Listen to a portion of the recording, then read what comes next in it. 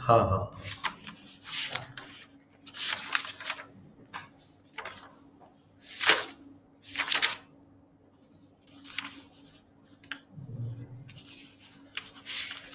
हाँ जी, ਹੁਣ ਅਸੀਂ ਪੜਾਂਗੇ paper number 5 Indian penal code. Indian penal code 1860। ਇਸ ਤੋਂ ਪਹਿਲਾਂ ਅਸੀਂ ਪੜਿਆ ਸੀ ਇਹਦਾ ਚੈਪਟਰ ਨੰਬਰ 3। ਚੈਪਟਰ ਨੰਬਰ 3 ਸੀਗਾ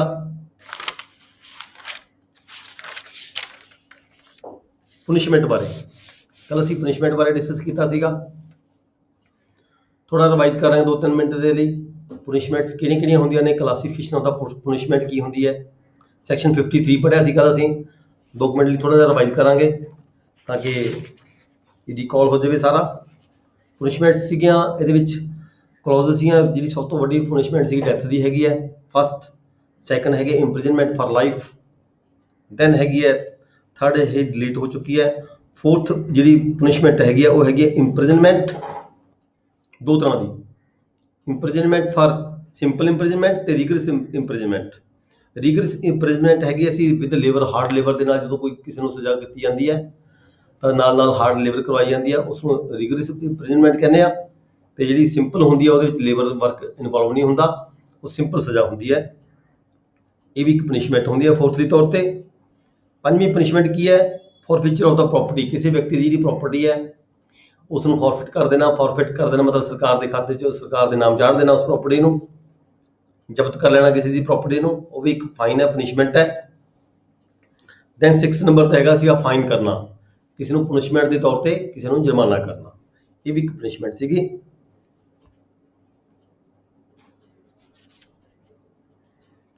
ਅੱਗੇ ਸੈਕਸ਼ਨ 53 ਵਿੱਚ ਕੀ ਕਿਹਾ ਸੀ, ਟਰਾਂਸਪੋਰਟੇਸ਼ਨ ਆਫ ਲਾਈਫ।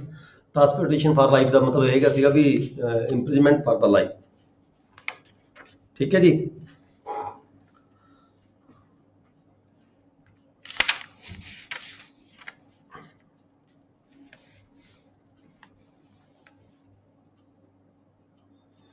ਅੱਗੇ ਨੈਕਸਟ ਅਸੀਂ ਸੈਕਸ਼ਨ 60 ਚ ਪੜਿਆ ਸੀਗਾ sentence may be in certain cases of the imprisonment wholly or partly, ਰੀਗਰਸ ਔਰ ਸਿੰਪਲ। ਜਦੋਂ ਵੀ ਸੈਕਸ਼ਨ 60 ਦੇ ਵਿੱਚ ਅਸੀਂ ਦੇਖਦੇ ਹਾਂ ਵੀ ਜਿਹੜੀ ਕਿਸੇ ਨੂੰ ਇੰਪ੍ਰਿਜ਼ਨਮੈਂਟ ਕੀਤੀ ਜਾਂਦੀ ਹੈ, ਪਨਿਸ਼ਮੈਂਟ ਕੀਤੀ ਜਾਂਦੀ ਹੈ, ਉਹ ਸਿੰਪਲੀ ਵੀ ਹੋ ਸਕਦੀ ਹੈ ਤੇ ਉਹ ਰੀਗਰਸ ਵੀ ਹੋ ਸਕਦੀ ਹੈ। ਉਹ ਦੋਨਾਂ ਦਾ ਮੇਲ ਵੀ ਹੋ ਸਕਦੀ ਹੈ, ਅੱਧੀ ਸਿੰਪਲੀ ਅੱਧੀ ਰੀਗਰਸ। 63 ਦੇ ਵਿੱਚ ਸੀਗਾ amount of the fine where no sum is expressed. ਤਾਂ ਜਿਹੜੀ ਇਹਦੀ ਅਮਾਊਂਟ ਹੈ ਉਹ ਅਨਲਿਮਿਟਡ ਵੀ ਕੀਤੀ ਜਾ ਸਕਦੀ ਹੈ ਫਾਈਨ ਦੀ, ਪਰ ਬਹੁਤ ਜ਼ਿਆਦਾ ਐਕਸੈਸਿਵ ਨਹੀਂ ਹੋ ਸਕਦੀ। ਸੈਂਟੈਂਸ ਆਫ ਦਾ ਸੈਕਸ਼ਨ 64 ਦੇ ਜੇ ਕੋਈ ਬੰਦਾ ਜੁਰਮਾਨਾ ਨਾ ਅਦਾ ਕਰੇ ਤਾਂ ਜੇ ਉਹਦੀ ਰਿਕਵਰੀ ਕੀਤੀ ਜਾ ਸਕਦੀ ਹੈ।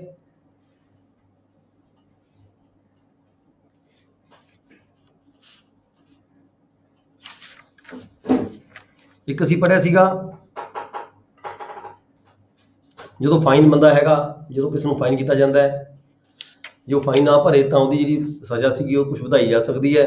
ਪਰ ਜੇਕਰ ਉਹ ਕਿਸੇ ਵੀ ਟਾਈਮ ਤੇ ਕਿਸੇ ਵੀ ਇੰਟਰਵਲ ਤੇ ਆਪਣਾ ਜਿਹੜਾ ਫਾਈਨ ਹੈ ਉਹ ਭਰ ਦਿੰਦਾ ਹੈ ਤਾਂ ਉਹਦੀ ਜਿਹੜੀ ਸਜ਼ਾ ਹੈਗੀ ਉਹ ਟਰਮੀਨੇਟ ਹੋ ਜਾਂਦੀ ਹੈ। ਪਰ ਜੇਕਰ ਉਹ ਪੂਰਾ ਜੁਰਮਾਨਾ ਨਾ ਭਰੇ, ਕੁਛ ਪਾਰਟ ਅਦਾ ਕਰ ਦੇਵੇ ਜੁਰਮਾਨੇ ਦਾ, ਤਾਂ ਜਿੰਨਾ ਪਾਰਟ ਅਦਾ ਕਰਕੇ ਉਹਦੇ ਪ੍ਰੋਪੋਰਸ਼ਨਲੀ ਤੌਰ ਤੇ ਜਿਹੜੀ ਉਨੀ ਸਜ਼ਾ ਉਹਦੀ ਮਾਫ ਹੋ ਜਾਂਦੀ ਹੈ। ਤੇ ਨੈਕਸਟ ਅਸੀਂ ਅੱਗੇ ਪੜਿਆ ਸੀਗਾ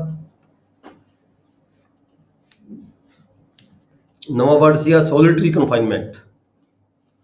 ਸੋਲਿਟਰੀ ਕਨਫਾਈਨਮੈਂਟ ਕੀ ਹੁੰਦੀ ਹੈ ਜੀ, ਸੈਕਸ਼ਨ 73 ਹੈਗਾ। ਇਹਦੇ ਵਿੱਚ ਕੀ ਪੜਿਆ ਸੀ ਅਸੀਂ, ਸੋਲਿਟਰੀ ਕਨਫਾਈਨਮੈਂਟ ਕੋਰਟ ਡਿਸਾਈਡ ਕਰਦੀ ਹੈ ਜੇ ਕਿਸੇ ਵਿਅਕਤੀ ਨੂੰ ਜਿਹੜੀ ਸੋਲਿਟਰੀ ਕਨਫਾਈਨਮੈਂਟ ਵੀ ਕੀਤੀ ਜਾ ਸਕਦੀ ਹੈ। ਉਹਦਾ ਕੁਝ ਇੰਟਰਵਲ ਹੁੰਦਾ ਹੈ, ਉਹ ਰੈਗੂਲਰ ਨਹੀਂ ਚੱਲਦੀ। ਤੇ ਇੰਟਰਵਲੀ ਤੌਰ ਤੇ ਸੋਲਿਟਰੀ ਦਾ ਮਤਲਬ ਇਹ ਹੁੰਦਾ ਵੀ ਕਿਸੇ ਨੂੰ ਵੱਖਰੇ ਤੌਰ ਤੇ ਰੱਖਣਾ, ਅਲੱਗ ਹੋ ਬਾਕੀ ਕੈਦੀਆਂ ਦੇ ਨਾਲੋਂ। ਜਿਵੇਂ ਆਪਾਂ ਕਾਲਕੋਠ ਦੀ ਗੱਲ ਕਰ ਲੈਂਦੇ ਹਾਂ ਕਿ ਉਹਦਾ ਕਿਸੇ ਨਾਲ ਹੋਰ ਕੋਈ ਤਾਲਮੇਲ ਨਹੀਂ ਹੋਏਗਾ, ਕਿਸੇ ਨਾਲ ਮੇਲ ਮਿਲਾਪ ਨਹੀਂ ਹੋ ਸਕਦਾ, ਕਿਸੇ ਨਾਲ ਬੋਲਚਾਲ ਨਹੀਂ ਹੋ ਸਕਦੀ। ਉਹ ਬਿਲਕੁਲ ਸੈਪਰੇਟ ਤੌਰ ਤੇ ਹੀ ਜਿਹੜਾ ਕੈਦੀ ਹੈਗਾ ਉਹ ਰਹੇਗਾ। ਇੱਦਾਂ ਦੀ ਜਿਹੜੀ ਕਨਫਾਈਨਮੈਂਟ ਹੈ ਉਸਨੂੰ ਸਜ਼ਾ ਹੈਗੀ ਆ, ਉਹਨੂੰ ਸੋਲਿਟਰੀ ਕਨਫਾਈਨਮੈਂਟ ਕਹਿੰਦੇ ਹਾਂ ਅਸੀਂ। ਕਨਫਾਈਨ ਕਰਕੇ ਰੱਖਣਾ, ਅਲੱਗ ਤੌਰ ਤੇ ਬੰਦੀ ਬਣਾ ਕੇ ਰੱਖਣਾ ਕਿਸੇ ਨੂੰ ਵੱਖਰੇ ਤੌਰ ਤੇ, ਹੋਰਾਂ ਕੈਦੀਆਂ ਤੋਂ ਵੱਖਰੇ ਤੌਰ ਤੇ। ਠੀਕ ਹੈ ਜੀ। ਇਹ ਰੈਗੂਲਰ ਨਹੀਂ ਚੱਲਦੀ, ਇਹਦੇ ਕੁਝ ਇੰਟਰਵਲਸ ਹੁੰਦੇ ਆ ਸਜ਼ਾ ਦੇ ਅਕੋਰਡਿੰਗ। ਕਿੰਨੀ ਕਨਫਾਈਨਮੈਂਟ ਇੱਦਾਂ ਦੀ ਹੋ ਸਕਦੀ ਹੈ, ਜਾਣੀ ਕਿ 14 ਦਿਨ ਤੋਂ ਵੱਧ ਕਿਸੇ ਨੂੰ ਕਨਫਾਈਨਮੈਂਟ ਜਿਹੜੀ ਇੱਦਾਂ ਦੀ ਸੋਲਿਟਰੀ ਕਨਫਾਈਨਮੈਂਟ ਦੇ ਵਿੱਚ ਨਹੀਂ ਰੱਖਿਆ ਜਾ ਸਕਦਾ। ਇਹ ਡਿਪੈਂਡ ਕਰਦਾ ਜੇ 1 ਮਹੀਨੇ ਦੀ ਸਜ਼ਾ ਕਿਸੇ ਦੀ, ਜੇ 6 ਮਹੀਨੇ ਦੀ ਸਜ਼ਾ ਹੋਵੇ ਤਾਂ ਉਹਨੂੰ ਮੈਕਸੀਮਮ 1 ਮਹੀਨੇ ਦੀ ਸਜ਼ਾ ਦਿੱਤੀ ਜਾ ਸਕਦੀ ਹੈ ਸੋਲਿਟਰੀ ਕਨਫਾਈਨਮੈਂਟ। ਜੇ ਕੋਈ 12 ਮਹੀਨੇ ਦੀ ਸਜ਼ਾ ਕਿਸੇ ਨੂੰ ਹੋਵੇ ਤਾਂ ਉਹਨੂੰ ਮੈਕਸਿਮਮ 2 ਮਹੀਨੇ ਦੀ ਸਜ਼ਾ ਦਿੱਤੀ ਜਾ ਸਕਦੀ ਹੈ ਇਸੇ ਤੌਰ ਤੇ। ਤੇ ਫਿਰ ਨਾਲ ਹੀ ਇਹ ਵੀ ਹੈਗਾ ਇਹਦੇ ਵਿੱਚ ਸੈਕਸ਼ਨ 74 ਦੇ ਵਿੱਚ ਇੱਕ ਲਿਮਿਟ ਆਫ ਸੋਲਿਟਰੀ ਕਨਫਾਈਨਮੈਂਟ ਹੈਗਾ ਸੀਗਾ। ਤੇ 2 ਮਹੀਨਿਆਂ ਦੇ ਨਾਲ ਮੈਂ ਇੱਕ ਅੱਗੇ ਫੇਰ ਦੇਖਿਆ ਸੀ ਇਹਦੇ ਵਿੱਚ ਐਕਸੀਡ 1 ਈਅਰ, ਜੇ ਕਿਸੇ ਵਿਅਕਤੀ ਦੀ ਜਿਹੜੀ ਸਜ਼ਾ ਹੈਗੀ ਹੈ ਉਹ ਸਾਲ ਤੋਂ ਜ਼ਿਆਦਾ ਹੈ ਤਾਂ ਉਹਨੂੰ 3 ਮਹੀਨਿਆਂ ਦੀ ਵੀ ਸੋਲਿਟਰੀ ਕਨਫਾਈਨਮੈਂਟ ਕੀਤੀ ਜਾ ਸਕਦੀ ਹੈ। ਲਿਮਿਟ ਆਫ ਸੋਲਿਟਰੀ ਕਨਫਾਈਨਮੈਂਟ ਪੜਿਆ ਸੀ ਅਸੀਂ ਸੈਕਸ਼ਨ 74 ਦੇ ਵਿੱਚ। ਇਹ 'ਚ ਕੀ ਕਿਹਾ ਸੀ, ਨੋ ਕੇਸ ਐਕਸੀਡ 14 ਡੇਜ਼, ਵੀ ਕਿਸੇ ਨੂੰ ਵੀ 14 ਦਿਨ ਤੋਂ ਬਾਅਦ ਜਿਹੜੀ ਹੈਗੀ ਹੈ ਇਹ ਸਜ਼ਾ ਦਿੱਤੀ ਨਹੀਂ ਜਾ ਸਕਦੀ। ਇਸ ਤਰ੍ਹਾਂ 7 ਡੇਜ਼ ਸੀਗਾ, ਇਹ ਇੰਟਰਵਲਸ ਨੇ ਵੀ ਕਿੰਨੀ ਸਜ਼ਾ ਦੇ ਮੁਤਾਬਕ ਕਿੰਨੀ ਮੈਕਸਿਮਮ ਕਿਸ ਬੰਦੇ ਨੂੰ ਕਿੰਨਾ ਰੱਖਿਆ ਜਾ ਸਕਦਾ ਹੈ। ਤੇ ਬਾਕੀ ਜਿਵੇਂ ਹੁਣ ਕਿਸੇ ਨੂੰ 14 ਦਿਨ ਦੀ ਸਜ਼ਾ ਦੇਣੀ ਹੈ ਸੋਲਿਟਰੀ ਕਨਫਾਈਨਮੈਂਟ, ਤਾਂ ਉਸ ਨੂੰ ਘੱਟੋ ਘੱਟ 14 ਦਿਨ ਦੇ ਲਈ ਦੂਜੀ ਸਜ਼ਾ 'ਚ ਭੇਜਿਆ ਜਾ ਸਕਦਾ ਸਿੰਪਲ ਦੇ ਵਿੱਚ, ਠੀਕ ਹੈ। ਇਹ ਨਹੀਂ ਹੈਗਾ ਵੀ 14 ਦਿਨ ਉਸ ਨੂੰ ਸੋਲਿਟਰੀ ਕਨਫਾਈਨਮੈਂਟ ਦੇਤੀ ਤੇ 4 ਦਿਨ ਲਈ ਉਸ ਨੂੰ ਬਾਹਰ ਕੱਢ ਕੇ ਦੁਬਾਰਾ ਫਿਰ ਉਸ ਨੂੰ ਉਹਦੇ ਕਾਲਕੋਠੜੀ 'ਚ ਬੰਦ ਕਰ ਦਿੱਤਾ, ਨਹੀਂ ਏਦਾਂ ਨਹੀਂ ਹੋ ਸਕਦਾ। ਇਹਦੇ 'ਚ ਰੂਲਸ ਬਣਾਇਆ ਗਿਆ, ਇਹ ਜਿਹੜਾ ਸੈਕਸ਼ਨ 74 ਹੈ ਇਹਦੇ ਵਿੱਚ ਕਿਹਾ ਹੈਗਾ ਵੀ ਘੱਟੋ ਘੱਟ ਉਹ ਜਿੰਨੇ ਦਿਨ ਉੱਥੇ ਕੱਟੇਗਾ ਉਨੇ ਦਿਨ ਜਾਂ ਉਸ ਤੋਂ ਜ਼ਿਆਦਾ ਦਿਨ ਉਸ ਨੂੰ ਬਾਹਰ ਰੱਖਿਆ ਜਾਏਗਾ।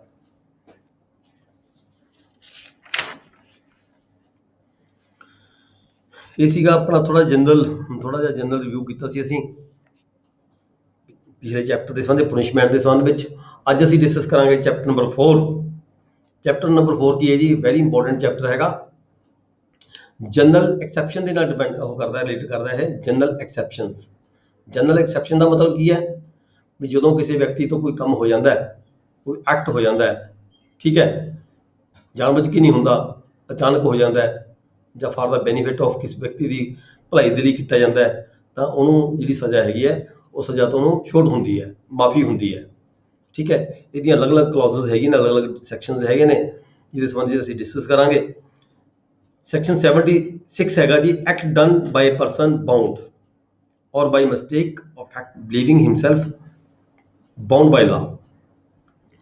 ਜਦੋਂ ਕੋਈ ਵਿਅਕਤੀ ਬਾਉਂਡ ਹੈ ਕਿਸੇ ਲਾਅ ਦਾ, ਮੰਨ ਲਓ ਕੋਈ ਸੁਪੀਰੀਅਰ ਆਫੀਸਰ ਹੈ ਉਹਦਾ, ਕੋਈ ਆਪਣਾ ਕੈਪਟਨ ਹੈ ਉਹਦਾ, ਕੋਈ ਫੌਜੀ ਹੈ, ਕੈਪਟਨ ਨੇ ਕਿਸੇ ਕਰਨਲ ਨੇ ਕਿਸੇ ਫੌਜੀ ਨੂੰ ਆਰਡਰ ਕੀਤਾ ਵੀ ਤੁਸੀਂ ਫਾਇਰ ਕਰੋ, ਠੀਕ ਹੈ ਜੀ। ਉਹ ਜਿਹੜਾ ਹੈਗਾ ਫੌਜੀ ਹੈਗਾ ਉਹ ਐਕਟ ਬਾਈ ਉਹ ਬਾਉਂਡ ਹੋ ਗਿਆ, bound by law by his superior, ਤਾਂ ਉਹਦੇ ਵੱਲੋਂ ਕੋਈ ਐਕਟ ਕੀਤਾ ਜਾਂਦਾ ਹੈ, ਉਸ ਐਕਟ ਦੇ ਹੋਣ ਦੇ ਨਾਲ, ਠੀਕ ਹੈ, ਕੋਈ ਜਿਹੜਾ ਹੈਗਾ ਗਲਤ ਕੰਮ ਹੋ ਜਾਂਦਾ ਹੈ ਤਾਂ ਉਹ ਜਿਹੜੇ ਉਹਦੇ ਵਿੱਚ ਜਿਹੜਾ ਉਹ ਮਤਲਬ ਕਿ ਜਿਹੜਾ ਪਨਿਸ਼ੇਬਲ ਨਹੀਂ ਹੋਏਗਾ ਉਹਦੇ ਲਈ, ਫੌਜੀ ਲਈ। Nothing is N offense, section 76 ਪੜ੍ਹਨ ਲੱਗਿਆ ਜੀ।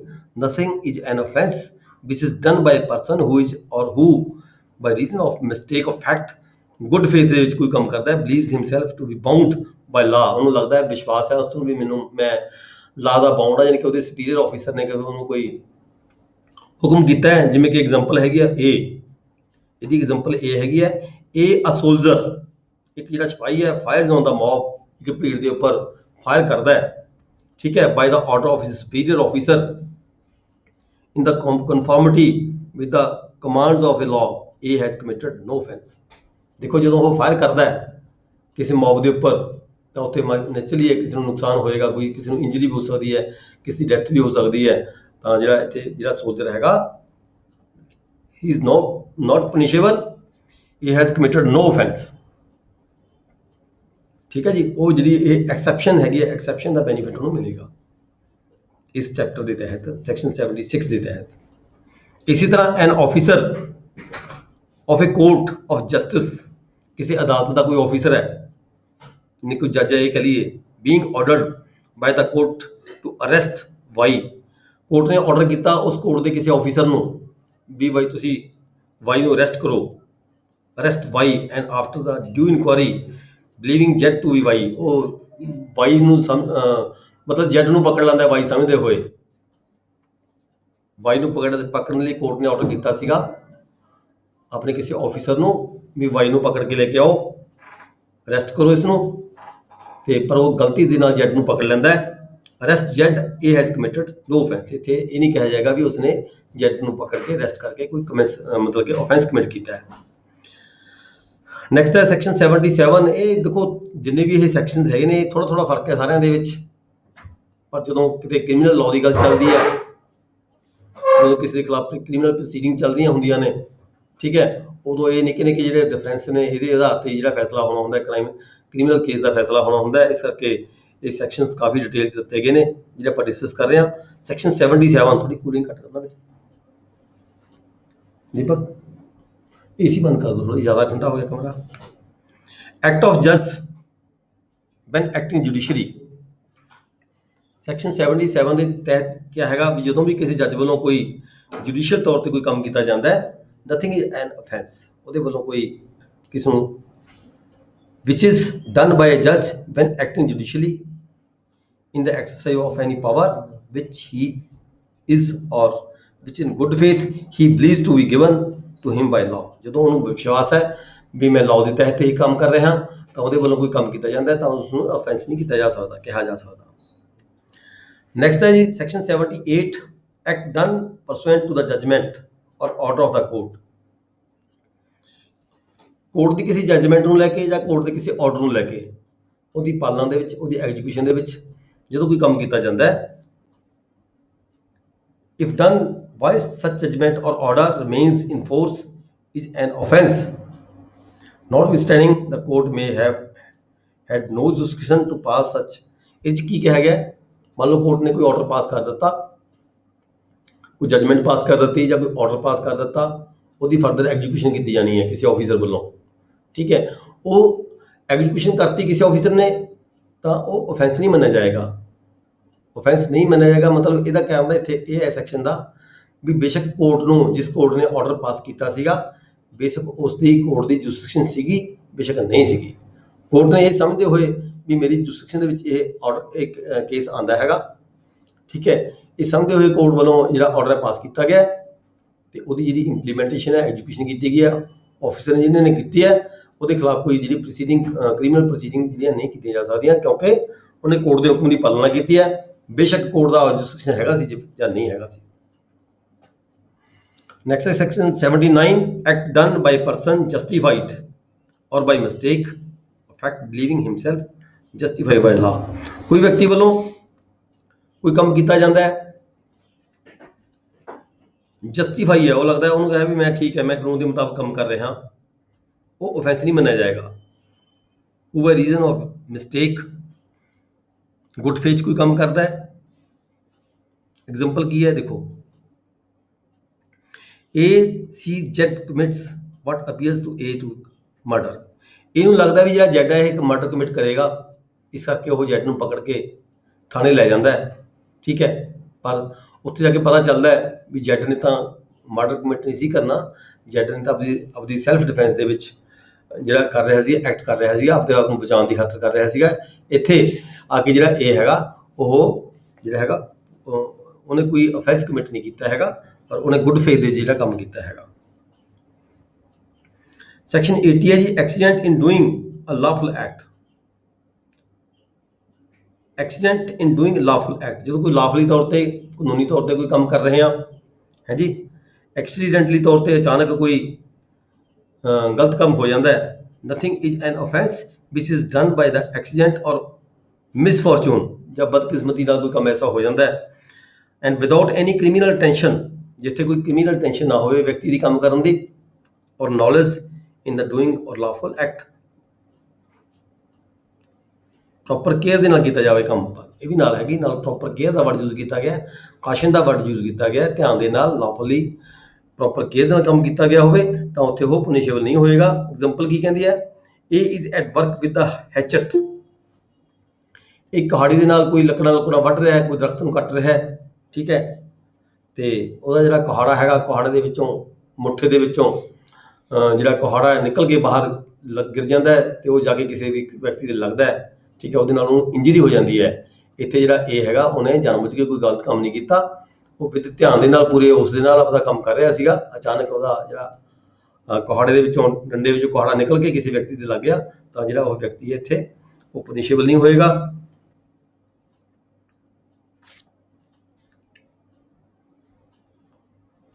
ਉਹਦਾ ਜਿਹੜਾ ਐਕਟ ਹੈਗਾ ਇਹ ਐਕਸਕਿਊਜ਼ੇਬਲ ਹੋਏਗਾ ਕਿਉਂਕਿ ਉਹਨੇ ਜਾਣਬੁੱਝ ਕੇ, ਉਹਦੀ ਕੋਈ ਮਨਸ਼ਾ ਨਹੀਂ ਸੀ, ਕੰਮ ਵੀ ਧਿਆਨ ਨਾਲ ਕਰ ਰਿਹਾ ਸੀਗਾ, ਕੁਹਾੜਾ ਚਲਾ ਰਿਹਾ ਸੀਗਾ, ਅਚਾਨਕ ਕੁਹਾੜੇ ਦੇ ਵਿੱਚੋਂ, ਡੰਡੇ ਵਿੱਚੋਂ ਕੁਹਾੜਾ ਨਿਕਲ ਕੇ ਕਿਸੇ ਦੇ ਲੱਗ ਗਿਆ, ਇੰਜਰੀ ਹੋ ਗਈ ਕਿਸੇ ਵਿਅਕਤੀ ਨੂੰ, ਤਾਂ ਉਹਦੇ ਤੇ ਕੋਈ ਇਦਾਂ ਦਾ ਉਹ ਇਹਦਾ ਬੈਨੀਫਿਟ ਜਿਹੜਾ ਸੈਕਸ਼ਨ 80 ਹੈਗੀ ਹੈ, ਸੈਕਸ਼ਨ 80 ਦਾ ਬੈਨੀਫਿਟ ਲੈਂਦੇ ਹੋਏ ਉਹ ਜਿਹੜਾ ਹੈਗਾ ਐਕਸਕਿਊਜ਼ ਕੀਤਾ ਹੋਵੇਗਾ ਉਸ ਨੂੰ।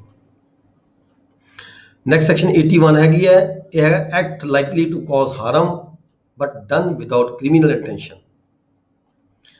ਕੰਮ ਤਾਂ ਕੀਤਾ ਜਾ ਰਿਹਾ ਹੈ, ਇਹ ਵੀ ਪਤਾ ਲੱਗਦਾ ਉਸ ਨੂੰ ਵੀ ਇਹਨੂੰ ਹਾਰਮ ਵੀ ਹੋ ਸਕਦੀ ਹੈ, ਨੁਕਸਾਨ ਵੀ ਹੋਏਗਾ, ਠੀਕ ਹੈ, but done without the criminal intent, ਮਤਲਬ ਕ੍ਰਿਮੀਨਲ ਤੌਰ ਤੇ ਉਹਦਾ ਮਨਸ਼ਾ ਨਹੀਂ ਹੈਗੀ ਵੀ ਉਹਨੂੰ ਨੁਕਸਾਨ ਪਹੁੰਚਾਇਆ ਜਾਵੇ। And to prevent other harm, ਕਿਸੇ ਹੋਰ ਹਾਰਮ ਨੂੰ ਬਚਾਉਣ ਦੀ ਖਾਤਰ, ਕਿਸੇ ਹੋਰ ਹਾਰਮ ਨੂੰ ਬਚਾਉਣ ਦੀ ਖਾਤਰ ਕਿ ਹੋਰ ਹਾਰਮ ਕੀਤੀ ਜਾ ਰਹੀ ਹੈ, ਠੀਕ ਹੈ, ਪਰ ਉਹਦੀ ਮਨਸ਼ਾ ਨਹੀਂ ਹੈਗੀ ਕ੍ਰਿਮੀਨਲ ਵੀ ਮੈਂ ਇਹ ਨੁਕਸਾਨ ਕਰਨਾ ਹੈ। ਇਹਦਾ ਇਹ ਸੈਕਸ਼ਨ ਦਾ ਦੇਖੋ 81 ਚ ਕੀ ਹੈਗਾ, ਇਹਦੀ ਜੋ ਤੁਸੀਂ ਐਗਜ਼ਾਮਪਲ ਪੜ੍ਹਦੇ ਆ ਤਾਂ ਤੁਹਾਨੂੰ ਕਲੀਅਰ ਹੋਏਗਾ। ਇਹ ਪਤਾ ਹੈ ਜਿਹੜਾ ਬੰਦਾ ਕੰਮ ਕਰ ਰਿਹਾ ਉਹਨੂੰ ਪਤਾ ਹੈ ਵੀ ਮੈਂ ਨੁਕਸਾਨ ਕਰ ਰਿਹਾ, ਠੀਕ ਹੈ, ਪਰ ਉਹਦੀ ਮੈਲਾਫਾਂ ਟੈਂਸ਼ਨ ਨਹੀਂ ਹੈਗੀ ਵੀ ਮੈਂ ਇਹ ਨੁਕਸਾਨ ਜਿਹੜਾ ਕਿਉਂ ਕਰ ਰਿਹਾ। ਉਹ ਕਿਸੇ ਹੋਰ ਨੁਕਸਾਨ ਨੂੰ ਬਚਾਉਣ ਦੀ ਖਾਤਰ ਕੋਈ ਹੋਰ ਨੁਕਸਾਨ ਕਰ ਦਿੰਦਾ ਹੈ। ਜਿਵੇਂ ਆਪਾਂ ਜਾਂਦੇ ਹਾਂ ਬੱਸ ਰੋਡ ਦੇ ਉੱਪਰ ਜਾ ਰਹੇ ਹਾਂ, ਕਿਸੇ ਬੱਸ ਨਾਲ ਟੱਕਰ ਹੋ ਰਹੀ ਹੈ, ਬੱਸ ਤੋਂ ਪਤਾ ਹੈ ਉਹਦੇ ਵਿੱਚ 50-60 ਸਵਾਰੀਆਂ ਹੈਗੀਆਂ ਨੇ, ਠੀਕ ਹੈ, ਉਹ ਐਕਸੀਡੈਂਟ ਨੂੰ ਬਚਾਉਣ ਦੀ ਖਾਤਰ ਕੋਈ ਉਹ ਜਿਹੜੀ ਗੱਡੀ ਹੈਗੀ ਆ ਉਹਨੂੰ ਪਤਾ ਲੱਗਦਾ ਵੀ ਮੂਹਰੇ ਕੋਈ ਹੋਰ ਗੱਡੀ, ਛੋਟੀ ਗੱਡੀ ਆ ਰਹੀ ਹੈ, ਵੀ ਮੈਂ ਉਹਨੂੰ ਵੀ ਬਚਾ ਲਾਂਗਾ ਮੇ ਵੀ, ਠੀਕ ਹੈ, ਉਹ ਤੋਂ ਐਕਸੀਡੈਂਟ ਹੋ ਜਾਂਦਾ ਹੈ, ਤਾਂ ਉਹਦਾ ਜਿਹੜਾ ਬੈਨੀਫਿਟ ਹੈ ਇਹ ਸੈਕਸ਼ਨ 80 ਤੇ 81 ਦੇ ਤਹਿਤ ਬੈਨੀਫਿਟ ਲੈ ਸਕਦਾ ਹੈ। ਜਿਹਦੇ ਤੋਂ ਇਹ ਐਕਟ ਹੋਇਆ, ਜਿਵੇਂ ਕਿ ਐਗਜ਼ਾਮਪਲ ਦਿੱਤੀ ਹੈ, a captain of his steam vessel, ਕੋਈ ਸਮੁੰਦਰ ਦੇ ਵਿੱਚ ਕੋਈ ਜਿਹੜਾ ਸਮੁੰਦਰੀ ਜਹਾਜ਼ ਹੈ, ਵੈਸਲ ਹੈ ਕੋਈ, ਉਹ ਲੈ ਕੇ ਜਾ ਰਿਹਾ ਹੈ, ਤਾਂ suddenly and without any fault ਔਰ ਨੈਗਲੀਜੈਂਸ ਔਨ ਹਿਜ਼ ਪਾਰਟ, ਬਿਨਾਂ ਕਿਸੇ ਉਹਦੇ ਫਾਲਟ ਤੋਂ, ਬਗੈਰ ਉਹਦੀ ਕਿਸੇ ਨੈਗਲੀਜੈਂਸ ਤੋਂ। ਦੇਖੋ ਨੈਗਲੀਜੈਂਸ ਦਾ ਵਰਡ ਯੂਜ਼ ਕੀਤਾ ਗਿਆ ਹੈ, ਜੇ ਹੁਣ ਤੁਸੀਂ ਰਸ਼ ਡਰਾਈਵਿੰਗ ਕਰੋਗੇ ਦੈਨ ਤੁਸੀਂ ਇਹਦਾ ਬੈਨੀਫਿਟ ਨਹੀਂ ਲੈ ਸਕਦੇ 81 ਸੈਕਸ਼ਨ ਦਾ। ਸ਼ਰਾਬ ਪੀ ਕੇ ਗੱਡੀ ਚਲਾਓਗੇ ਤਾਂ ਵੀ ਬੈਨੀਫਿਟ ਨਹੀਂ ਲੈ ਸਕਦੇ, ਕਾਨੂੰਨ ਤੋੜ ਕੇ ਗੱਡੀ ਚਲਾਓਗੇ, ਟ੍ਰੈਫਿਕ ਦੇ ਰੂਲਸ ਨੂੰ, ਨਿਯਮਾਂ ਨੂੰ ਛਿੱਕੇ ਟੰਗ ਕੇ ਗੱਡੀ ਚਲਾਵਾਂਗੇ ਤਾਂ ਆਪਾਂ ਇਹਦਾ ਬੈਨੀਫਿਟ ਨਹੀਂ ਲੈ ਸਕਦੇ, ਠੀਕ ਹੈ। A captain of his steam vessel suddenly and without any fault, ਉਹਦਾ ਕੋਈ ਆਪਦਾ ਫਾਲਟ ਨਹੀਂ ਹੈਗਾ ਔਰ ਨੈਗਲੀਜੈਂਸ ਨਹੀਂ ਹੈਗੀ on his part, finds himself in such a position that before he can stop his vessel, ਜਿੰਨਾ ਸਮੇਂ ਦੇ ਵਿੱਚ ਉਹ ਕਹਿੰਦਾ ਆਪਣੀ ਵੈਸਲ ਨੂੰ ਰੋਕੇਗਾ, ਗੱਡੀ ਨੂੰ ਆਪਦੇ ਜਹਾਜ਼ ਨੂੰ ਰੋਕੇਗਾ, ਉਸ ਤੋਂ ਪਹਿਲਾਂ ਜਿਹੜਾ ਹੈਗਾ he must inevitably run down to boat B, ਇੰਨਾ ਸਮਾਂ ਉਹਦੇ ਕੋਲ ਨਹੀਂ ਹੈਗਾ ਵੀ ਉਹ B ਸਾਹਮਣੇ ਬੋਟ ਆ ਰਹੀ ਹੈ, ਠੀਕ ਹੈ, ਉਹ 'ਚ ਲੱਗੇਗੀ ਉਹਦੀ ਬੋਟ, ਉਹਦੇ ਬ੍ਰੇਕ ਨਹੀਂ ਲੱਗ ਸਕਦੇ, ਪਰ ਜਿਹੜੀ ਬੋਟ B ਹੈਗੀ ਹੈ ਉਸ ਨੂੰ ਉਹ ਟੱਕਰ ਮਾਰ ਸਕਦਾ ਹੈ, ਉਹਦੇ ਵਿੱਚ ਜਿਹੜਾ ਨੁਕਸਾਨ ਹੋ ਸਕਦਾ ਹੈ। ਵਿਦ 20 ਔਰ 30 ਪੈਸੇਂਜਰਸ, ਉਹ 'ਚ 20 ਜਾਂ 30 ਵਿਅਕਤੀ ਜਿਹੜੇ ਸਵਾਰ ਹੈਗੇ ਆ, ਅਨਲੈਸ ਹੀ ਚੇਂਜਸ ਦਾ ਕੋਰਸ, ਜੇ ਤਾਂ ਉਹ ਆਪਣਾ ਕੋਰਸ ਚੇਂਜ ਕਰ ਲੈਂਦਾ ਹੈ ਤਾਂ ਬਚਾਅ ਕਰ ਸਕਦਾ ਉਸਦਾ ਬੋਟ B ਦਾ, ਪਰ ਜੇ ਆਪਣਾ ਕੋਰਸ ਚੇਂਜ ਨਹੀਂ ਕਰਦਾ, ਰਸਤਾ ਚੇਂਜ ਨਹੀਂ ਕਰਦਾ, ਤਾਂ ਜਿਹੜੀ ਬੋਟ ਦੇ ਵਿੱਚ ਐਕਸੀਡੈਂਟ ਹੋਏਗਾ, ਜਿਹੜੇ 20-30 ਬੰਦੇ ਨੇ ਉਹਨਾਂ ਨੂੰ ਨੁਕਸਾਨ ਹੋ ਸਕਦਾ ਹੈ। And that by changing his course, ਆਪਦਾ ਰਸਤਾ ਬਦਲ ਲੈਂਦਾ ਹੈ। ਰਸਤਾ ਬਦਲਣ ਨਾਲ ਕੀ ਹੁੰਦਾ ਹੈ, ਇੱਕ ਹੋਰ ਬੋਟ ਆ ਰਹੀ ਹੁੰਦੀ ਹੈ ਅੱਗੇ ਤੋਂ, he must incur risk of running down boat C, boat C ਅੱਗੇ ਤੋਂ ਆ ਰਹੀ ਹੈ, ਉਹਨੂੰ ਉਹ ਨੁਕਸਾਨ ਹੋ ਜਾਂਦਾ ਹੈ। Here if A alters his course without any intention to run down the boat C, ਜੇਕਰ ਉਹਦੀ ਮਨਸ਼ਾ ਨਹੀਂ ਸੀਗੀ ਜਾਣ ਕੇ ਬੁੱਝ ਕੇ ਵੀ ਜਿਹੜੀ C ਬੋਟ ਹੈ ਮੈਂ ਉਹਨੂੰ ਵੀ ਟੱਕਰ ਮਾਰਨੀ ਹੈ, ਪਰ ਉਹ ਆਪਦਾ ਰਸਤਾ ਕੋਰਸ ਚੇਂਜ ਕਰ ਲੈਂਦਾ ਹੈ ਬੋਟ B ਨੂੰ ਬਚਾਉਣ ਦੀ ਖਾਤਰ, ਜਿਹੜੀ ਬੋਟ C ਹੈ ਉਹਨੂੰ ਕੋਈ ਨੁਕਸਾਨ ਹੋ ਜਾਂਦਾ ਹੈ। ਇੱਥੇ ਮਤਲਬ ਕਿ ਇਹਦਾ ਉਹਦੇ ਵੱਲੋਂ ਇਹ ਨਹੀਂ ਮੰਨਿਆ ਜਾਏਗਾ ਵੀ ਉਸਨੇ ਜਾਣਬੁੱਝ ਕੇ ਕੋਈ ਅਫੈਂਸ ਕਮਿਟ ਕੀਤਾ ਹੈ, ਇਸ ਗੱਲ ਦਾ ਉਹ ਬੈਨੀਫਿਟ ਲੈ ਸਕਦਾ ਹੈ ਜੇ ਕੋਈ ਪਰਚਾਂਸ C ਬੋਟ ਨੂੰ ਕੋਈ ਨੁਕਸਾਨ ਹੋ ਜਾਂਦਾ ਹੈ। ਇਹ alters his course without any intention to run down the boat C and in good faith for the purpose of avoiding the danger to the passengers in the boat B ਦੇ passengers ਨੂੰ ਬਚਾਉਣ ਦੀ ਖਾਤਰ, he is not guilty of an offense though he may run down the boat C by doing an act which he knew was likely to cause that effect, ਉਹਨੂੰ ਪਤਾ ਸੀਗਾ ਵੀ C boat ਨੂੰ ਵੀ ਨੁਕਸਾਨ ਹੋ ਸਕਦਾ ਹੈ, ਠੀਕ ਹੈ, ਪਰ ਉਹਨੂੰ ਪਤਾ ਸੀਗਾ ਇਸ ਗੱਲ ਦਾ ਵੀ ਜੇ B ਬੋਟ ਨੂੰ ਨੁਕਸਾਨ ਹੁੰਦਾ ਤਾਂ ਬਹੁਤ ਜ਼ਿਆਦਾ ਵੱਡੇ ਪੱਧਰ ਤੇ ਨੁਕਸਾਨ ਹੋ ਸਕਦਾ ਹੈ, ਇਸ ਕਰਕੇ ਉਹ ਆਪਦਾ ਜਿਹੜਾ ਕੋਰਸ ਹੈ ਚੇਂਜ ਕਰ ਲੈਂਦਾ ਹੈ। C ਬੋਟ ਨੂੰ ਚਾਹੁੰਦੇ ਹੋਏ ਵੀ ਉਹ ਬਚਾ ਨਹੀਂ ਪਾਉਂਦਾ, ਨੁਕਸਾਨ ਕੋਈ ਹੋ ਜਾਂਦਾ ਹੈ, ਤਾਂ ਉਹ ਜਿਹੜਾ ਹੈਗਾ ਇਸ ਗੱਲ ਦਾ, ਇਸ ਸੈਕਸ਼ਨ ਦਾ ਜਿਹੜਾ 81 ਹੈ ਸੈਕਸ਼ਨ ਦਾ ਬੈਨੀਫਿਟ ਲੈ ਸਕਦਾ ਹੈ। ਨੈਕਸਟ ਹੈ ਸੈਕਸ਼ਨ 82, 82 ਚ ਕੀ ਜੀ, act of A child under 7 years of the age. ਜੇ ਕੋਈ 7 ਸਾਲ ਦੇ ਬੱਚੇ ਤੋਂ ਕੋਈ ਗੱਲ ਹੋ ਜਾਂਦਾ ਹੈ, ਕੰਮ ਹੋ ਜਾਂਦਾ ਹੈ, ਕਿਸੇ ਦੂਜੇ ਨੂੰ ਉਹਦਾ ਨੁਕਸਾਨ ਹੁੰਦਾ ਹੈ, ਠੀਕ ਹੈ, ਤਾਂ 7 ਸਾਲ ਦਾ ਬੱਚਾ ਜਿਹੜਾ ਹੈਗਾ ਸੈਕਸ਼ਨ 82 ਦੇ ਤਹਿਤ, ਠੀਕ ਹੈ, ਨਥਿੰਗ ਇਜ਼ ਐਨ offense, ਉਹਦੇ ਵੱਲੋਂ ਕੀਤਾ ਗਿਆ ਜਿਹੜਾ ਕੰਮ ਹੈ ਉਹ offense ਨਹੀਂ ਮੰਨਿਆ ਜਾਏਗਾ ਜੇਕਰ ਉਹਦੀ ਏਜ ਹੈ ਬੱਚੇ ਦੀ 7 ਸਾਲ ਤੋਂ ਘੱਟ ਹੈਗੀ ਹੈ, under 7 years of the age. Then ਇਹਦੇ ਨਾਲ ਹੀ ਸੈਕਸ਼ਨ 83 ਦਿੱਤਾ ਗਿਆ ਹੈ, 83 ਦਿੱਤਾ ਗਿਆ ਹੈ ਵੀ ਜੇਕਰ ਏਜ ਜਿਹੜੀ ਹੈ 7 ਸਾਲ ਤੋਂ ਵੱਧ ਹੋਵੇ ਤਾਂ ਕਿ ਫਿਰ ਉਹ ਮਤਲਬ ਕਿ ਪਨਿਸ਼ੇਬਲ ਹੋਏਗੀ ਉਹਦੇ ਲਈ। ਇੱਥੇ ਨਾਲ ਆ ਕੇ ਨੇ ਇੱਕ ਵਿੱਚ ਪ੍ਰੋਵੀਜ਼ਨ ਦਿੱਤੀ ਹੈ, ਪ੍ਰੋਵੀਜ਼ਨ ਦੇ ਵਿੱਚ ਕਿਹਾ ਹੈ act of A child above 7 and under 12, 7 ਸਾਲ ਤੋਂ ਵੱਧ ਹੋਵੇ ਤੇ 12 ਸਾਲ ਤੋਂ ਘੱਟ ਹੋਵੇ।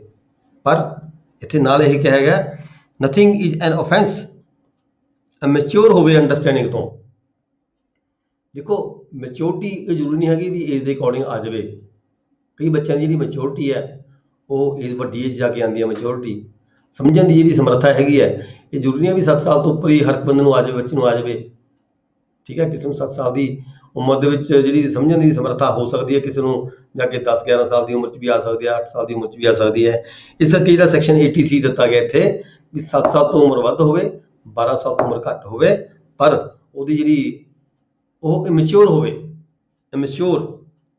ਇਮੈਚਿਓਰ ਅੰਡਰਸਟੈਂਡਿੰਗ, ਸਮਝਣ ਤੋਂ ਇਮੈਚਿਓਰ ਹੋਵੇ, ਮੈਚਿਓਰਟੀ ਨਾ ਆਈ ਹੋਵੇ, ਤਦ ਵੀ ਉਹ ਜਿਹੜਾ ਹੈਗਾ ਉਹਦੇ ਵੱਲੋਂ ਕੀਤਾ ਜਿਹੜਾ ਕੰਮ ਹੈ ਉਹ ਪਨਿਸ਼ੇਬਲ ਨਹੀਂ ਹੋਏਗਾ। ਸਫੀਸ਼ੀਐਂਟ ਮੈਜੋਰਟੀ ਨਾਲ ਉਹਨੇ ਮੈਚਿਓਰਟੀ ਨਾਲ ਆਈ ਹੋਵੇ ਉਹਦੇ ਵਿੱਚ ਬੋਡੀ ਦੇ ਵਿੱਚ ਅੰਡਰਸਟੈਂਡਿੰਗ ਦੀ ਟੂ ਜੱਜ of the nature of the consequences of his conduct, ਵੀ ਜਿਹੜਾ ਕੰਮ ਉਹਦੇ ਵੱਲੋਂ ਕੀਤਾ ਜਾ ਰਿਹਾ ਹੈ ਉਹਨੂੰ ਪ੍ਰੋਪਰ ਤੌਰ ਤੇ ਜੱਜ ਨਾ ਕਰ ਸਕਦਾ ਹੋਵੇ ਉਸ ਮੌਕੇ ਤੇ, ਠੀਕ ਹੈ ਜੀ। ਨੈਕਸਟ ਹੈ ਸੈਕਸ਼ਨ 84।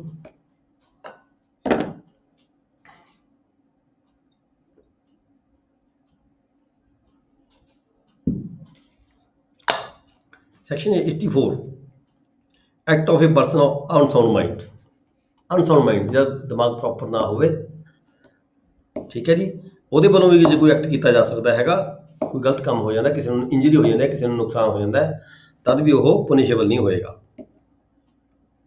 ਦੈਨ ਸੈਕਸ਼ਨ 85 ਹੈ act of a person incapable of judgment by reason of intoxication caused against his will. ਦੇਖੋ ਇਹਦਾ ਹੈਡਿੰਗ ਪੜ੍ਹਨ ਤੋਂ ਪਤਾ ਲੱਗਦਾ ਹੈ ਸੈਕਸ਼ਨ 85 ਦਾ, ਕੋਈ ਵਿਅਕਤੀ ਨਸ਼ੇ ਦੀ ਹਾਲਤ ਵਿੱਚ, ਨਸ਼ਾ ਕੋਈ ਵੀ ਹੋ ਸਕਦਾ ਹੈ, ਜ਼ਰੂਰੀ ਨਹੀਂ ਕਿ ਲਈ ਸ਼ਰਾਬ ਵੀ ਪੀਤੀ ਹੋਵੇ, ਨਸ਼ਾ ਕੋਈ ਵੀ ਹੋ ਸਕਦਾ ਹੈ, ਸਿੰਥੈਟਿਕ ਨਸ਼ਾ ਕੋਈ ਵੀ ਕਿਸੇ ਤਰ੍ਹਾਂ ਦਾ ਨਸ਼ਾ ਹੋ ਸਕਦਾ ਹੈ।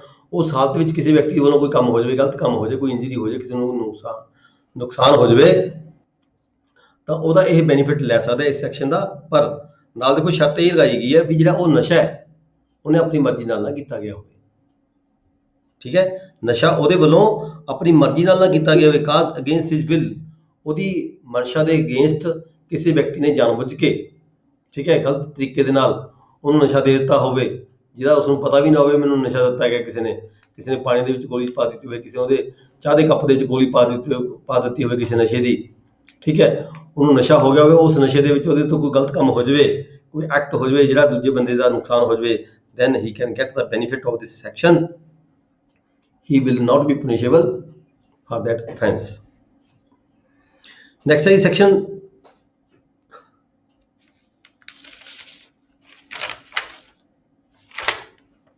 86, offense requiring a particular intent of knowledge committed by one who is intoxicated.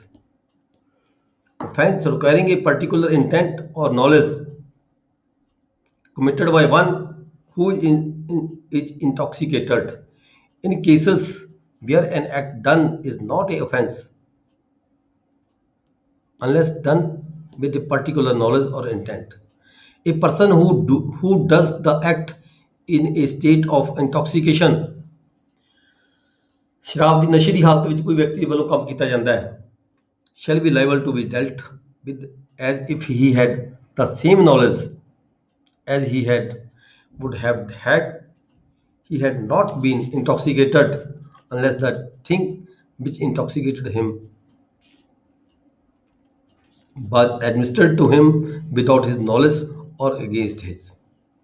ਮਤਲਬ ਕਹਿਣ ਦਾ ਭਾਵ ਇਹ ਹੈ ਇਹਦੇ ਸੈਕਸ਼ਨ ਦਾ ਵੀ ਜੇ ਕੋਈ ਵਿਅਕਤੀ ਉਹਨੂੰ ਪਤਾ ਵੀ ਜੇ ਮੈਂ ਨਸ਼ਾ ਕਰਕੇ ਕੋਈ ਕੰਮ ਕਰਾਂਗਾ ਤਾਂ ਉਹ ਠੀਕ ਨਹੀਂ, ਗਲਤ ਹੈਗਾ। ਜਿਵੇਂ ਕਿ ਡਾਕਟਰ ਵੱਲੋਂ ਕੋਈ ਆਪਰੇਸ਼ਨ ਕੀਤਾ ਜਾਂਦਾ ਹੈ, ਡਾਕਟਰ ਨੂੰ ਪਤਾ ਹੋਣਾ ਚਾਹੀਦਾ, ਪਤਾ ਹੁੰਦਾ ਹੈ ਵੀ ਜੇ ਮੈਂ ਇਹ ਜਿਹੜਾ ਕੰਮ ਹੈ ਆਪਰੇਸ਼ਨ ਕਰਾਂਗਾ ਨਸ਼ੇ ਦੀ ਹਾਲਤ ਵਿੱਚ ਕਰਾਂਗਾ ਤਾਂ ਗਲਤ ਹੈਗਾ। ਠੀਕ ਹੈ, ਇਸ ਕਰਕੇ ਇਹਦੇ ਵਿੱਚ ਕੀ ਹੈ, in case offenses requiring a particular intent or knowledge committed by one who is intoxicated, ਜੇ ਉਹ ਫਿਰ ਵੀ ਨਸ਼ਾ ਕਰਕੇ ਕੰਮ ਕਰਦਾ ਹੈ then ਉਹਦਾ ਜਿਹੜਾ ਬੈਨੀਫਿਟ ਹੈ 86 ਸੈਕਸ਼ਨ ਦਾ, ਠੀਕ ਹੈ, ਉਹ ਪਨਿਸ਼ਮੈਂਟ ਉਹਨੂੰ ਮਤਲਬ ਕਿ ਹੋ ਸਕਦੀ ਹੈ। ਪਰ ਜੇਕਰ ਜਿਹੜਾ ਨਸ਼ਾ ਹੈ ਉਹਨੇ ਆਪ ਨਹੀਂ ਕੀਤਾ ਗਿਆ, ਉਹਨੂੰ ਕਿਸੇ ਵੱਲੋਂ ਉਹਨੂੰ ਨੌਲੇਜ ਨਹੀਂ ਇਸ ਗੱਲ ਦੀ, ਨਸ਼ਾ ਕਿਸੇ ਨੇ ਦਿੱਤਾ ਗਿਆ ਤਾਂ ਉਹਦਾ ਇਸ 86 ਸੈਕਸ਼ਨ ਦੇ ਵਿੱਚ ਉਹ ਬੈਨੀਫਿਟ ਲੈ ਸਕਦਾ ਹੈ। ਨੈਕਸਟ ਹੈ ਸੈਕਸ਼ਨ 87 ਐਕਟ। ਇਹ ਦੇਖੋ ਸਾਰੇ ਸੈਕਸ਼ਨ ਮਿਲਦੇ ਜੁਲਦੇ ਆ, ਮਾੜੇ ਮਾੜੇ ਫਰਕ ਹੈ ਥੋੜਾ ਥੋੜਾ ਇਹਦੇ ਵਿੱਚ, ਪਰ ਜਦੋਂ ਲਾਅ ਕ੍ਰਿਮੀਨਲ ਦਾ ਆਪਾਂ ਗੱਲ ਕਰਦੇ ਹਾਂ ਵੀ ਜਦੋਂ ਪ੍ਰੋਸੀਡਿੰਗ ਚੱਲਦੀਆਂ ਨੇ ਉਦੋਂ ਮਾੜੇ ਜਿਹੇ ਪੁਆਇੰਟ ਤੇ ਜਿਹੜਾ ਕੇਸ ਹੈਗਾ ਕ੍ਰਿਮੀਨਲ ਕੇਸ ਹੈ ਪਲਟਾ ਖਾ ਜਾਂਦਾ ਹੈ। ਠੀਕ ਹੈ ਜੀ, ਸੈਕਸ਼ਨ 87 ਚ ਕੀ ਹੈ, act not intended and not known to be likely to cause death or grievous hurt done by consent. ਜਦੋਂ ਕੋਈ ਕੰਸੈਂਟ ਲੈ ਕੇ ਕਿਸੇ ਵਿਅਕਤੀ ਦੀ ਕੰਸੈਂਟ ਲੈ ਕੇ ਕੋਈ ਕੰਮ ਕੀਤਾ ਜਾਂਦਾ ਹੈ, ਠੀਕ ਹੈ, ਪਰ ਉਹਦੀ ਮਨਸ਼ਾ ਨਹੀਂ ਹੈ ਉਹਨੂੰ ਮਾਰਨ ਦੀ, ਜਿਹੜਾ ਬੰਦਾ ਕੰਮ ਕਰ ਰਿਹਾ ਹੈ ਕਿਸੇ ਦੂਸਰੇ ਵਿਅਕਤੀ ਦੇ ਲਈ, ਉਸ ਵਿਅਕਤੀ ਨੂੰ ਮਾਰਨ ਦੀ ਕੋਈ ਮਨਸ਼ਾ ਨਹੀਂ ਹੈ, ਨਾ ਕੋਈ ਗ੍ਰੀਵੀਅਸ ਹਰਟ ਕਰਨ ਦੀ ਉਹਦੀ ਮਨਸ਼ਾ ਹੈਗੀ ਹੈ, ਉਹਦੀ ਕੰਸੈਂਟ ਲੈ ਕੇ ਕੋਈ ਕੰਮ ਕਰਦਾ ਹੈ ਤਾਂ ਇਹਦਾ ਉਹ ਬੈਨੀਫਿਟ ਲੈ ਸਕਦਾ ਹੈ 87 ਦਾ, ਜੇ ਉਸ ਨੂੰ ਕੋਈ ਪਰਚਾਂਸ ਨੁਕਸਾਨ ਹੋ ਜਾਂਦਾ ਹੈ ਉਸ ਵਿਅਕਤੀ ਨੂੰ ਜਿਸ ਵਿਅਕਤੀ ਦੇ ਲਈ ਕੰਮ ਕੀਤਾ ਜਾ ਰਿਹਾ ਹੈ ਕਿਸੇ ਦੂਜੇ ਵਿਅਕਤੀ ਵੱਲੋਂ। ਐਗਜ਼ਾਮਪਲ ਕੀ ਹੈ, A and Z agrees to fence, A ਤੇ Z ਨੇ ਫੈਂਸਿੰਗ ਕਰ ਰਹੇ ਨੇ, ਦੋਨੋਂ ਦੀ ਕੰਸੈਂਟ ਇੱਕ ਦੂਜੇ ਦੀ ਖੇਡ ਰਹੇ ਨੇ, A ਨੇ Z ਨੂੰ ਇੰਪਲਾਈਡ ਕੰਸੈਂਟ ਦੇਤੀ, Z ਨੇ B ਨੂੰ A ਨੂੰ ਇੰਪਲਾਈਡ ਕੰਸੈਂਟ ਦੇਤੀ। ਠੀਕ ਹੈ, ਫੈਂਸਿੰਗ ਕਰਦੇ ਕਰਦੇ ਕਿਸੇ ਇੱਕ ਦਾ ਨੁਕਸਾਨ ਹੋ ਜਾਂਦਾ ਹੈ, ਕਿਸੇ ਦੀ ਫੈਂਸਿੰਗ ਜਿਹੜੀ ਤਲਵਾਰ ਹੈ ਉਹ ਲੱਗਦੀ ਹੈ, ਉਹ ਇੰਜਰੀ ਹੋ ਜਾਂਦੀ ਹੈ, ਤਾਂ ਇੱਥੇ ਆ ਕੇ ਇਹ ਨਹੀਂ ਕਿਹਾ ਜਾ ਸਕਦਾ ਦੂਜੇ ਬੰਦੇ ਵੱਲੋਂ ਵੀ ਮੈਨੂੰ ਇਹਨੇ ਜਾਣਬੁੱਝ ਕੇ ਇੰਜਰੀ ਕੀਤੀ ਹੈ, ਤਾਂ ਇਹਦਾ ਬੈਨੀਫਿਟ ਜਿਹੜਾ ਹੈਗਾ ਇਸ ਸੈਕਸ਼ਨ ਦੇ ਤਹਿਤ ਇੱਕ ਦੂਜੀ ਪਾਰਟੀ, ਪਰ ਇਹਦੇ ਵਿੱਚ ਇਹ ਹੈਗਾ ਵਿਦਆਊਟ ਫਾਉਲ ਪਲੇ, ਜਾਣਬੁੱਝ ਕੇ ਨਾ ਇੰਜਰੀ ਕੀਤੀ ਗਈ ਹੋਵੇ। A and Z agrees to fence with each other for the amusement. This agreement implies the consent. ਜਵਾਨੀ ਕੰਸੈਂਟ ਹੋ ਜਾਂਦੀ ਹੈ ਇੱਕ ਦੂਜੇ ਦੀ, ਇੱਥੇ ਕਿਹੜਾ ਉਹਨਾਂ ਨੇ ਕਹਿੰਦਾ ਵੀ ਮੈਂ ਤੁਹਾਨੂੰ ਨੁਕਸਾਨ ਕਰਨਾ ਹੈ ਤਾਂ ਕਿ ਰਿਟਰਨ ਜਿਹੜੀ ਹੈ ਰਿਟਰਨ ਕੰਸੈਂਟ ਲੈਣ ਦੀ ਲੋੜ ਪਵੇ। ਇਸ ਕਰਕੇ ਜਿਹੜੀ ਇੰਪਲਾਈਡ ਕੰਸੈਂਟ ਹੁੰਦੀ ਹੈ, ਜਵਾਨੀ ਜਿਹੜੀ ਇੱਕ ਦੂਜੇ ਦੀ ਸਹਿਮਤੀ ਹੁੰਦੀ ਹੈ ਵੀ ਆਓ ਖੇਡੀ ਆਪਾਂ ਖੇਡਦੇ ਹਾਂ। ਈਚ ਟੂ ਸਫਰ ਐਨੀ ਹਾਰਮ which in the course of such fencing may be caused without foul play, ਬਿਨਾਂ ਕਿਸੇ ਗਲਤ ਕੰਮ ਤੋਂ ਬਿਨਾਂ ਫਾਉਲ ਤੋਂ A while playing fairly hurts Z, A commits no offense। ਜਦੋਂ ਉਹ ਫੇਅਰਲੀ ਖੇਡ ਰਹੇ ਨੇ, ਸਹੀ ਤਰੀਕੇ ਨਾਲ ਖੇਡ ਰਹੇ ਨੇ, ਠੀਕ ਹੈ, ਕੋਈ ਫਾਉਲ ਨਹੀਂ ਕਰ ਰਹੇ, ਫਿਰ ਵੀ ਕਿਸੇ ਇੱਕ ਦੂਜੇ ਦੀ ਇੰਜਰੀ ਹੋ ਜਾਂਦੀ ਹੈ ਤਾਂ ਉਹਦੇ ਤੇ ਜਿਹੜਾ ਹੈਗਾ A commits no offense। Next ਹੈ ਸੈਕਸ਼ਨ 88 ਚ ਕੀ ਕਿਹਾ ਗਿਆ ਜੀ, 88 ਚ ਕਿਹਾ ਗਿਆ act not intended to cause death, ਕੋਈ ਐਸਾ ਕੰਮ ਜਿਹਦੇ ਵਿੱਚ ਮਾਰਨ ਦਾ ਇਰਾਦਾ ਨਾ ਹੋਵੇ, done by the consent in good faith for the person's benefit, ਕੰਮ ਕੀਤਾ ਗਿਆ ਹੋਵੇ ਮਾਰਨ ਦੇ ਇਰਾਦੇ ਨਾਲ ਨਾ ਕੀਤਾ ਹੋਵੇ, ਗੁੱਡ ਫੇਥ ਕੀਤਾ ਗਿਆ ਹੋਵੇ ਤੇ ਉਹਦੀ ਕੰਸੈਂਟ ਵੀ ਲਈ ਗਈ ਹੋਵੇ ਉਸ ਵਿਅਕਤੀ ਦੀ, ਜਿਵੇਂ ਕਿ ਕੋਈ ਡਾਕਟਰਸ ਵਗੈਰਾ ਕੰਸੈਂਟ ਲੈਂਦੇ ਆ, ਠੀਕ ਹੈ, ਕੋਈ ਆਪਰੇਸ਼ਨ ਕਰਨ ਤੋਂ ਪਹਿਲਾਂ। ਉਹੀ ਆਪਾਂ ਐਗਜ਼ਾਮਪਲ ਪੜ੍ਹ ਕੇ ਦੇਖੋ ਇਹਦੀ, A surgeon knowing that a particular operation is likely to cause the death of Z, ਇਹ ਸਰਜਨ ਹੈ, ਠੀਕ ਹੈ ਜੀ, ਕਿਸੇ ਪੇਸ਼ੈਂਟ ਦਾ Z ਪੇਸ਼ੈਂਟ ਹੈਗਾ, ਉਹਦਾ ਆਪਰੇਸ਼ਨ ਕਰਦੇ ਆ, ਆਪਰੇਸ਼ਨ ਕਰਨ ਦੇ ਦੌਰਾਨ ਰਿਸਕ ਵੀ ਹੋ ਸਕਦਾ ਹੈ, ਡੈਥ ਵੀ ਹੋ ਸਕਦੀ ਹੈ, ਪਰ ਆਪਰੇਸ਼ਨ ਕਰਨਾ ਵੀ ਜ਼ਰੂਰੀ ਹੈ।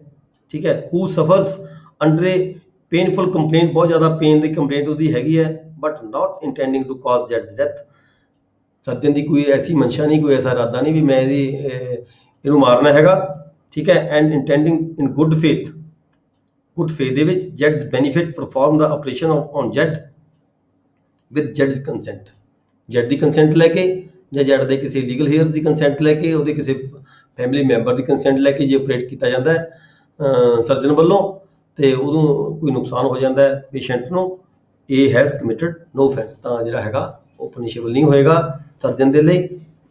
ਜ਼ਿਆਦਾਤਰ ਆਪਾਂ ਦੇਖਦੇ ਹਾਂ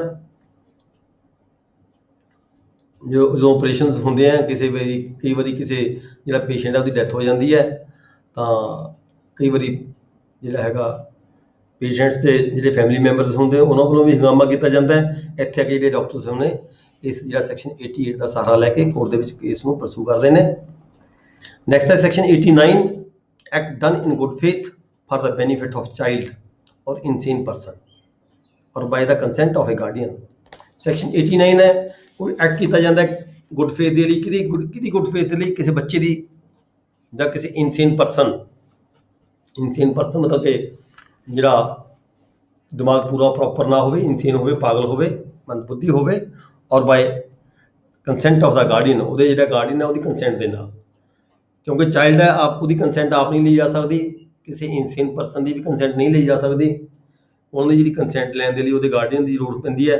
ਉਹਨਾਂ ਦੇ ਗਾਰਡੀਅਨ ਦੀ ਕੰਸੈਂਟ ਲੈ ਕੇ ਜੇ ਕੋਈ ਐਕਟ ਕੀਤਾ ਜਾਂਦਾ ਹੈ ਤਾਂ ਉਸ ਚਾਈਲਡ ਦਾ ਜਾਂ ਉਸ ਇਨਸੇਨ ਪਰਸਨ ਦਾ ਕੋਈ ਨੁਕਸਾਨ ਹੋ ਜਾਂਦਾ ਹੈ, ਦੈਨ ਜਿਹੜਾ ਐਕਟ ਹੈ ਉਹ ਗੁੱਡ ਫੇਥ ਵਿੱਚ ਕੀਤਾ ਗਿਆ ਹੋਵੇ ਡਾਕਟਰਸ ਵੱਲੋਂ ਜਾਂ ਕਿਸੇ ਵੀ ਵਿਅਕਤੀ ਵੱਲੋਂ, ਤਾਂ ਉਹਦਾ ਜਿਹੜਾ ਹੈਗਾ ਪਨਿਸ਼ੇਬਲ ਨਹੀਂ ਹੋਏਗਾ ਉਸ ਦੇ ਲਈ। ਇਹਦੇ ਵਿੱਚ ਅੱਗੇ ਪ੍ਰੋਵੀਜ਼ਨ ਦਿੱਤੀਆਂ 4-5। ਪ੍ਰੋਵੀਜ਼ਨ 1 'ਚ ਕੀ ਕਿਹਾ ਗਿਆ ਵੀ ਕਹਿੰਦੇ ਜਿਹੜੀ ਇਹ ਐਕਸੈਪਸ਼ਨ ਹੈਗੀ 89, ਠੀਕ ਹੈ, ਉੱਥੇ ਲਾਗੂ ਨਹੀਂ ਹੋਏਗੀ ਕਿੱਥੇ, ਜਿੱਥੇ ਇੰਟੈਂਸ਼ਨਲੀ ਕਾਜ਼ਿੰਗ ਡੈਥ, ਜਿੱਥੇ ਕਿਸੇ ਵਿਅਕਤੀ ਵੱਲੋਂ ਉਸ ਜਿਹੜਾ ਚਾਈਲਡ ਹੈਗਾ ਜਾਂ ਉਹ ਇਨਸੇਨ ਪਰਸਨ ਹੈਗਾ ਉਹਨੂੰ ਮਾਰਨ ਦੀ ਖਾਤਰ ਦਾ ਕੰਮ ਕੀਤਾ ਗਿਆ ਹੋਵੇ, ਜਾਂ ਉਹਦੀ ਵੀ ਉਸ ਨੂੰ ਡਾਕਟਰ ਨੂੰ ਪਤਾ ਹੋਵੇ ਵੀ ਇਹਦੀ ਡੈਥ ਹੋਣੀ ਹੈ ਜਾਂ ਉਹਦਾ ਇਰਾਦਾ ਹੀ ਮਾਰਨ ਦਾ ਹੋਵੇ, ਤਾਂ ਇਸ ਸੈਕਸ਼ਨ ਦਾ ਬੈਨੀਫਿਟ ਨਹੀਂ ਲਿਆ ਜਾ ਸਕਦਾ। ਇਹਦੇ ਨਾਲ ਹੀ ਇਹ ਜਿਹੜੀ ਐਕਸੈਪਸ਼ਨ ਹੈਗੀ ਹੈ shall not be extended to the if knows to be likely to cause death, ਜਿਹਨੂੰ ਪਤਾ ਹੋਵੇ, ਉੱਪਰਲਾ ਤਾਂ ਆ ਗਿਆ ਇੰਟੈਂਸ਼ਨਲ ਹੋਵੇ, ਉਹਦੀ ਮਾਰਨ ਦਾ ਇਰਾਦਾ ਹੋਵੇ। ਦੂਜਾ ਆ ਗਿਆ ਉਹਨੂੰ ਪਤਾ ਹੋਵੇ ਵੀ ਹਾਂ ਇਹ ਮਰੇਗਾ, ਜੇ ਮੈਂ ਇਹ ਕੰਮ ਕਰਾਂਗਾ ਇਹਦੇ ਬੈਨੀਫਿਟ ਦੇ ਲਈ ਇਹ ਮਰੇਗਾ, ਫਿਰ ਵੀ ਕੋਈ ਕਰਦਾ ਹੈਗਾ, ਠੀਕ ਹੈ, ਉਹ ਵੀ ਗਲਤ ਹੈ, ਉਹਦਾ ਬੈਨੀਫਿਟ ਨਹੀਂ ਲੈ ਸਕਦਾ। Thirdly exception shall not be extend voluntary causing of grievous hurt, ਜਾਣਬੁੱਝ ਕੇ ਗ੍ਰੀਵਸ ਹਰਟ ਦੇਣੀ ਚਾਹੁੰਦਾ ਹੋਵੇ, ਉਸਨੂੰ ਨੁਕਸਾਨ ਕਰਨਾ ਚਾਹੁੰਦਾ ਹੋਵੇ, ਠੀਕ ਹੈ ਜੀ। 4-3 abatement of any offense, abatement of any offense, ਕੋਈ ਜੁਰਮ ਕਰਨ ਦੇ ਮਕਸਦ ਦੇ ਨਾਲ ਜਾਂ ਜੁਰਮ ਕਰਵਾਉਣ ਦੇ ਮਕਸਦ ਦੇ ਨਾਲ ਕੋਈ ਕੰਮ ਕੀਤਾ ਜਾਵੇ, ਉਹਦੇ ਵਿੱਚ ਵੀ ਇਹ ਜਿਹੜਾ ਸੈਕਸ਼ਨ 89 ਹੈ ਇਹਦਾ ਬੈਨੀਫਿਟ ਨਹੀਂ ਲਿਆ ਜਾ ਸਕਦਾ। ਐਗਜ਼ਾਮਪਲ ਦੇਖਾਂਗੇ, ਇਹ in good faith for his child's benefit without his child's consent. ਦੇਖੋ ਚਾਈਲਡ ਦੀ ਕੰਸੈਂਟ ਤਾਂ ਹੁੰਦੀ ਹੀ ਨਹੀਂ, ਚਾਈਲਡ ਕੰਸੈਂਟ ਦੇ ਹੀ ਨਹੀਂ ਸਕਦਾ, ਠੀਕ ਹੈ, ਕੰਸੈਂਟ ਦੇਗਾ ਉਹਦਾ ਫੈਮਿਲੀ ਮੈਂਬਰ, ਉਹਦਾ ਗਾਰਡੀਅਨ, ਫਾਦਰ ਮਦਰ ਜਾਂ ਉਹਦਾ ਕੋਈ ਬ੍ਰਦਰ, ਠੀਕ ਹੈ। Has his child cut for the stone by surgeon, कोई कट लगाया जाता पत्थरी वगैरह निकालने के लिए सर्जन वालों, knowing it to be likely that the operation will cause the child's death, knowing it to be likely that operation will cause the child's death but not intending to cause death, पता है उसनों भी death दी हो सकती है पर ਉਹਦੀ attention ਕੋਈ ਇਹਦੀ ਮਰਦਾ ਨਹੀਂ, ਮਨਸ਼ਾ ਨਹੀਂ ਹੈਗੀ ਵੀ ਮੈਂ ਇਸ ਨੂੰ ਮਾਰਨਾ ਹੈ। ਇਹ is with in the exception in as much as his object was the cure of the child, ਉਹਦੀ ਜਿਹੜੀ ਮਨਸ਼ਾ ਹੈਗੀ ਹੈ ਬੱਚੇ ਨੂੰ ਕਿਉਰ ਕਰਨ ਦੀ ਹੈ, ਬੱਚੇ ਦਾ ਜਿਹੜਾ ਆਪਰੇਸ਼ਨ ਹੈ ਵੀ ਸਕਸੈਸਫੁਲ ਹੋ ਜਾਵੇ। ਇਸ ਕਰਕੇ ਜੇ ਕੋਈ ਇੰਜਰੀ ਫਿਰ ਵੀ ਹੋ ਜਾਂਦੀ ਹੈ, ਬੱਚੇ ਨੂੰ ਕੋਈ ਨੁਕਸਾਨ ਹੋ ਜਾਂਦਾ ਹੈ, ਤਾਂ ਉਹਦਾ ਜਿਹੜਾ ਬੈਨੀਫਿਟ ਹੈ ਸੈਕਸ਼ਨ 89 ਦੇ ਤਹਿਤ ਜਿਹੜਾ ਸਰਜਨ ਹੈਗਾ ਉਹ ਲੈ ਸਕਦਾ ਹੈ। ਪਰ ਜਿਹੜੀ ਸਰਜਨ ਦੀ ਜਿਹੜੀ ਮੈਲਾਫਾਈਡ ਟੈਂਸ਼ਨ ਹੈ ਉਹ ਗਲਤ ਨਹੀਂ ਹੋਣੀ ਚਾਹੀਦੀ, ਬੱਚੇ ਨੂੰ ਨੁਕਸਾਨ ਪਹੁੰਚਾਉਣ ਦੀ ਜਿਹੜੀ ਮਨਸ਼ਾ ਨਹੀਂ ਹੋਣੀ ਚਾਹੀਦੀ। ਨੈਕਸਟ ਹੈ section 90 consent known to be given under fear or misconception. ਇੱਥੇ ਕੀ ਕਿਹਾ ਗਿਆ, ਇੱਥੇ ਕੰਸੈਂਟ ਦੀ ਪਰਿਭਾਸ਼ਾ ਦਿੱਤੀ ਗਈ ਹੈ, ਜਿਹੜੀ ਕੰਸੈਂਟ ਹੁੰਦੀ ਹੈ, ਬੇਸ਼ੱਕ ਕੋਈ ਕੰਸੈਂਟ ਦਿੰਦਾ ਵਿਅਕਤੀ, ਠੀਕ ਹੈ, ਉਹ ਜਿਹੜੀ ਕੰਸੈਂਟ ਹੈ ਵਲੰਟਰੀ ਹੋਣੀ ਚਾਹੀਦੀ ਹੈ। ਜਿਵੇਂ ਹੁਣ ਆਪਾਂ ਰਿਸ਼ਤੀਆਂ ਕਰਦੇ ਹਾਂ, ਹੋਰ ਕਰਦੇ ਹਾਂ, ਠੀਕ ਹੈ, ਉਹਦੇ ਲਿਖਿਆ ਜਾਂਦਾ ਰਿਸ਼ਤੀ, ਹਰ ਇੱਕ ਰਿਸ਼ਤੇ ਦੇ ਵਿੱਚ ਜਿਹੜੀ ਮੇਰੇ ਤੇ ਕੋਈ ਪ੍ਰੈਸ਼ਰ ਨਹੀਂ, ਮੇਰੇ ਤੇ ਕੋਈ ਦਬਾਅ ਨਹੀਂ, ਠੀਕ ਹੈ, ਮੈਂ ਆਪਣੀ ਮਰਜ਼ੀ ਦੇ ਨਾਲ ਜਿਹੜੀ ਇਹ ਪ੍ਰੋਪਰਟੀ ਹੈ, ਇਹ ਜਾਇਦਾਦ ਹੈ, ਬਿਨਾਂ ਕਿਸੇ ਦਬਾਅ ਦੇ, ਬਿਨਾਂ ਕਿਸੇ ਪ੍ਰੈਸ਼ਰ ਦੇ, ਠੀਕ ਹੈ ਜੀ, ਬਿਨਾਂ ਕਿਸੇ ਦੇ ਉਕਸਾਨ ਤੇ ਜਿਹੜਾ ਹੈਗਾ ਇਹ ਪ੍ਰੋਪਰਟੀ ਆਪਣੀ ਸੇਲ ਕਰ ਰਹੇ ਹਾਂ ਤੇ ਸਾਈਨ ਕਰ ਰਹੇ ਹਾਂ। ਇਸੇ ਤਰ੍ਹਾਂ ਜਦੋਂ ਕੰਸੈਂਟ ਲਈ ਜਾਂਦੀ ਹੈ, ਕਿਸੇ ਸਰਜਨ ਵੱਲੋਂ ਜਾਂ ਕਿਸੇ ਵਿਅਕਤੀ ਵੱਲੋਂ ਕਿਸੇ ਹੋਰ ਵਿਅਕਤੀ ਦੀ ਸੇਫਟੀ ਦੀ ਖਾਤਰ ਜਿਹੜੀ ਉਹ ਕੰਸੈਂਟ ਹੈ ਉਹ ਵਲੰਟਰੀ ਕੰਸੈਂਟ ਹੋਣੀ ਚਾਹੀਦੀ ਹੈ, ਵਿਦਆਊਟ ਪ੍ਰੈਸ਼ਰ ਕੰਸੈਂਟ ਹੋਣੀ ਚਾਹੀਦੀ ਹੈ, ਕਿਸੇ ਡਰ ਦੇ ਨਾਲ ਕੰਸੈਂਟ ਦਿੱਤੀ ਹੋਈ ਨਹੀਂ ਹੋਣੀ ਚਾਹੀਦੀ। ਵਲੰਟਰੀ ਕੰਸੈਂਟ ਦੀ ਪਰਿਭਾਸ਼ਾ ਦੱਸੀ ਗਈ ਹੈ ਵੀ ਜਿਹੜੀ ਕੰਸੈਂਟ ਹੈ ਉਹ ਵਲੰਟਰੀ ਹੋਣੀ ਚਾਹੀਦੀ ਹੈ। ਉਹਦੇ ਚਾਹੇ ਕੰਸੈਂਟ ਕੋਈ ਆਪ ਦੇਵੇ ਜਾਂ ਉਹਦੇ ਜੇ ਕੋਈ ਇਨਸੇਨ ਹੈ ਤਾਂ ਇਨਸੇਨ ਹੈ, ਜਾਂ ਕੋਈ ਚਾਈਲਡ ਹੈ ਤਾਂ ਉਹਦੇ ਪੇਰੈਂਟਸ ਵੱਲੋਂ, ਉਹਦੇ ਗਾਰਡੀਅਨਸ ਵੱਲੋਂ ਕੰਸੈਂਟ ਜਿਹੜੀ ਦਿੱਤੀ ਜਾਂਦੀ ਹੈ that should be voluntarily consent without any pressure। ਠੀਕ ਹੈ, ਜੇ ਕਿਸੇ ਪ੍ਰੈਸ਼ਰ 'ਚ ਕੰਸੈਂਟ ਦਿੱਤੀ ਗਈ ਹੈ ਤਾਂ ਉਹਨੂੰ ਅਸੀਂ ਕੰਸੈਂਟ ਨਹੀਂ ਮੰਨਾਂਗੇ। Section 91 exclusion of acts which are offenses independently of harm caused। ਦੇਖੋ ਇੱਥੇ ਕਿਹਾ ਗਿਆ ਵੀ ਜੇ ਕੋਈ ਇੰਡੀਪੈਂਡੈਂਟਲੀ ਜਿਹੜਾ ਕੋਈ ਐਕਟ ਹੈ ਉਹ ਹਾਰਮ ਹੈ, ਉਹ ਸੌਰੀ ਓਫੈਂਸਿਬਲ ਹੈ, ਪੁਨਿਸ਼ੇਬਲ ਹੈ, ਕੋਈ ਐਕਟ ਇੰਡੀਪੈਂਡੈਂਟਲੀ ਤੌਰ ਤੇ ਪੁਨਿਸ਼ੇਬਲ ਹੈ, ਫਿਰ ਵੀ ਉਹ ਬੰਦਾ ਕਰਦਾ ਕੋਈ ਉਸਨੂੰ exclusion of acts which are offenses, ਉਹਨਾਂ ਐਕਟਾਂ ਨੂੰ ਵੀ ਐਕਸਕਲੂਡ ਕੀਤਾ ਗਿਆ ਹੈ ਜਿਹੜੇ ਇੰਡੀਪੈਂਡੈਂਟਲੀ ਤੌਰ ਤੇ ਵੀ ਪੁਨਿਸ਼ੇਬਲ ਹੈਗੇ ਨੇ, ਇੰਡੀਪੈਂਡੈਂਟਲੀ ਆਫ ਹਾਰਮ ਕਾਸਡ। ਦੇਖੋ ਇੱਥੇ ਕੀ ਕਹਿ ਇਹਦੇ ਵਿੱਚ ਸੈਕਸ਼ਨ 70, 87, 88 ਤੇ 89 do not extend to the acts which are offensive independently of any harm which they may cause।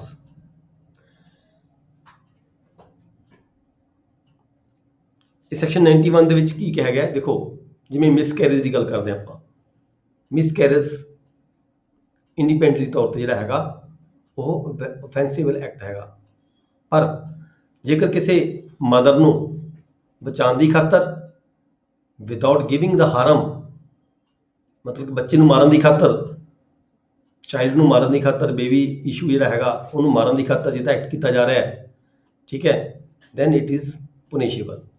But ਜੇਕਰ ਮਦਰ ਨੂੰ ਬਚਾਉਣ ਦੀ ਖਾਤਰ with the consent of the patient miscarriage ਕੀਤੀ ਜਾਂਦੀ ਹੈ, ਦੈਨ ਇਟ ਇਜ਼ ਨਾਟ ਪੁਨਿਸ਼ੇਬਲ। ਤਾਂ ਉਹ ਸੈਕਸ਼ਨ ਦੇ ਵਿੱਚ 91 ਦੇ ਵਿੱਚ ਇਹਦਾ ਸੀ ਜਿਹੜਾ ਬੈਨੀਫਿਟ ਹੈ ਲਿਆ ਜਾ ਸਕਦਾ ਹੈ।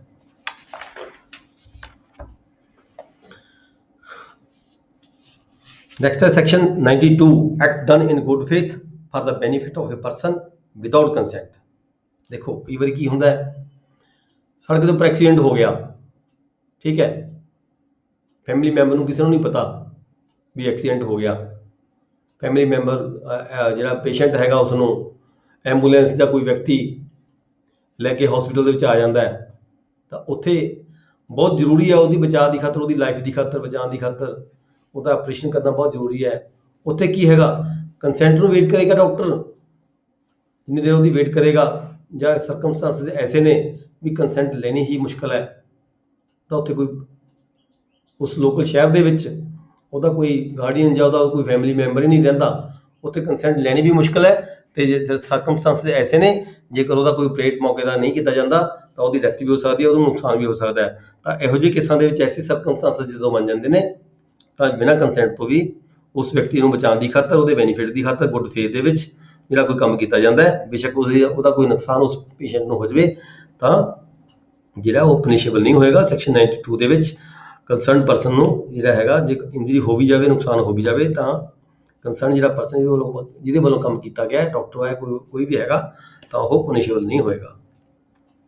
ਠੀਕ ਹੈ ਜੀ, ਇਹਦੀਆਂ ਕੁਝ ਪ੍ਰੋਵੀਜ਼ਨ ਦਿੱਤੀਆਂ ਗਈਆਂ ਨੇ, 4 ਪ੍ਰੋਵੀਜ਼ਨ ਹੈਗੀਆਂ ਨੇ ਜਿੱਥੇ ਜਿਨ੍ਹਾਂ ਨੂੰ ਧਿਆਨ 'ਚ ਰੱਖਣਾ ਪਏਗਾ ਉਸ ਸਮੇਂ। ਪ੍ਰੋਵੀਜ਼ਨ ਨੰਬਰ 1 ਦੇ ਵਿੱਚ ਕੀ ਕਿਹਾ ਗਿਆ, ਡੈਥ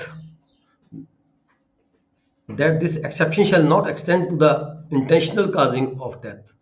ਜੇ ਹੁਣ ਜਾਣਬੁੱਝ ਕੇ ਉੱਥੇ ਕੋਈ ਵਿਅਕਤੀ ਜਿਹੜਾ ਹੈਗਾ ਵੀ ਇਹਨੂੰ ਮਾਰਨਾ ਹੈਗਾ ਇਸ ਮਕਸਦ ਦੇ ਲਈ, ਠੀਕ ਹੈ, ਕੋਈ ਐਕਟ ਕਰ ਦਿੰਦਾ ਤਾਂ ਉਹਦਾ ਬੈਨੀਫਿਟ ਇਸ ਸੈਕਸ਼ਨ ਦੇ ਵਿੱਚ ਨਹੀਂ ਲਿਆ ਜਾ ਸਕਦਾ। ਇਸੇ ਤਰ੍ਹਾਂ ਸੈਕੰਡਲੀ ਤੌਰ ਤੇ ਕੀ ਹੈ, he knows to be likely to cause death, ਉਹਨੂੰ ਪਤਾ ਹੈ ਵੀ ਇਹਦੀ ਮੌਤ ਹੋ ਜਾਣੀ ਹੈ, ਜੇ ਮੈਂ ਕੰਮ ਕਰਾਂਗਾ ਤਾਂ, ਫਿਰ ਵੀ ਉਹ ਕੰਮ ਕਰ ਦਿੰਦਾ ਹੈ, ਫਿਰ ਵੀ ਕੰਮ ਕਰਨ ਦੇ ਨਾਲ ਉਹਦੀ ਮੌਤ ਹੋ ਜਾਂਦੀ ਹੈ, ਦੈਨ ਜਾਂ ਗਰੀਵਸ ਹਰਟ ਉਹਨੂੰ ਹੋ ਜਾਂਦੀ ਹੈ, ਤਦ ਵੀ ਇਸ ਸੈਕਸ਼ਨ ਦਾ ਜਿਹੜਾ ਬੈਨੀਫਿਟ ਹੈ ਨਹੀਂ ਲਿਆ ਜਾ ਸਕਦਾ।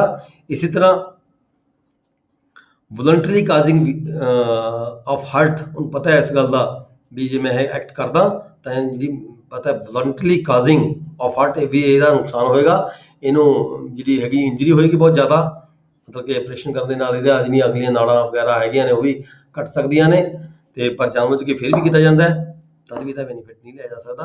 ਅਬੈਟਮੈਂਟ ਆਫ ਐਨੀ ਆਫੈਂਸ, ਜੇ ਕੋਈ ਜਾਣਬੁੱਝ ਕੇ ਕਿਸੇ ਦੂਜੇ ਨੂੰ ਹੈਲਪ ਕਰਨ ਦੀ ਖਾਤਰ, ਜਿਵੇਂ ਆਪਾਂ ਕਹਿੰਦੇ ਅਬੈਟਮੈਂਟ ਦਾ ਸੈਕਸ਼ਨ ਆਪਾਂ ਪੜਾਂਗੇ ਅੱਗੇ ਜਾ ਕੇ।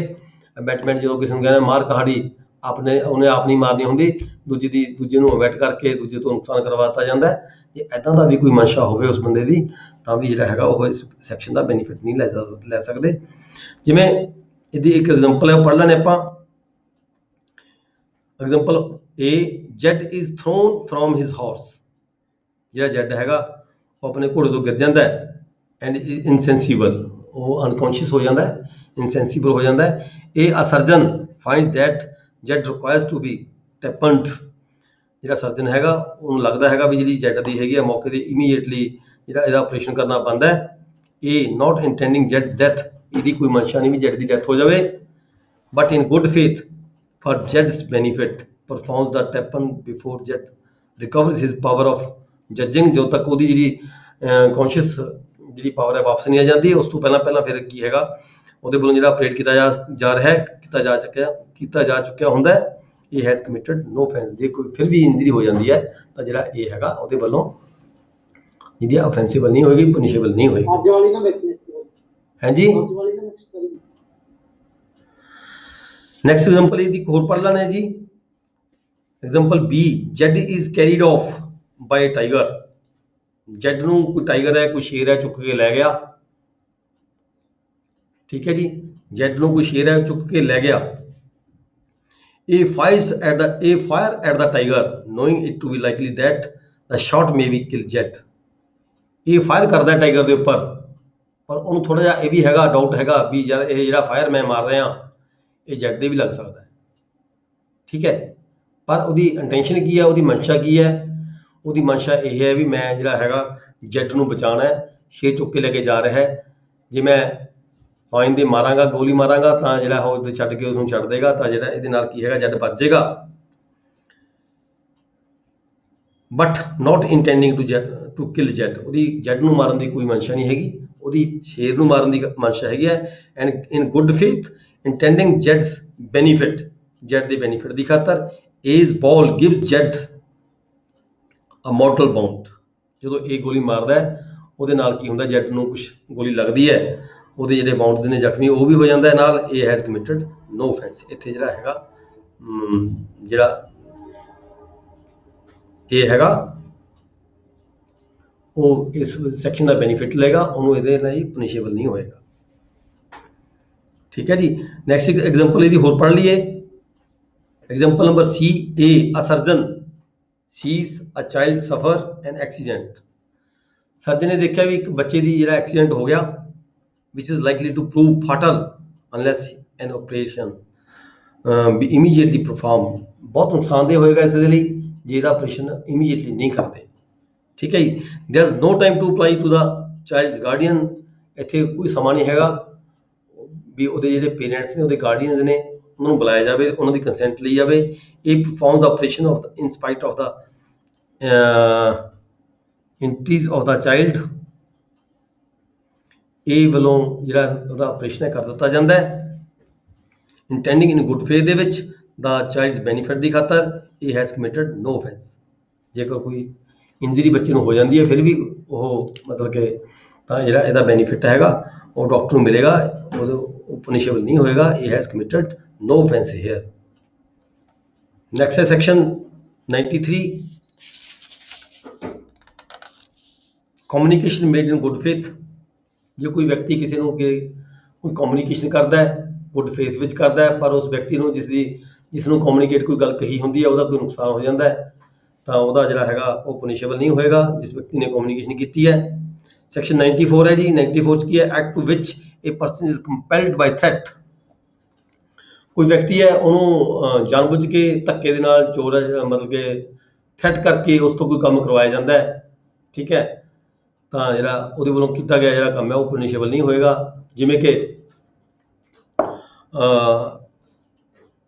State punishable with death except murder, ਪਰ ਇੱਦਾਂ ਦਾ ਕੋਈ ਇਹ ਨਾ ਹੋਵੇ ਵੀ ਉਹ ਮਰਡਰ ਕਰ ਦੇਵੇ ਕਿਸੇ ਦਾ।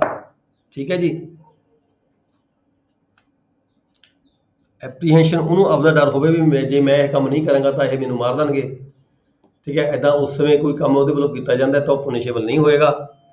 ਇਹਦੀ ਐਕਸਪਲੇਨੇਸ਼ਨ ਹੈ a person, explanation 1, a person who is his own accord or by reason of a threat of being beaten joins a gang of ਡਕੈਤ।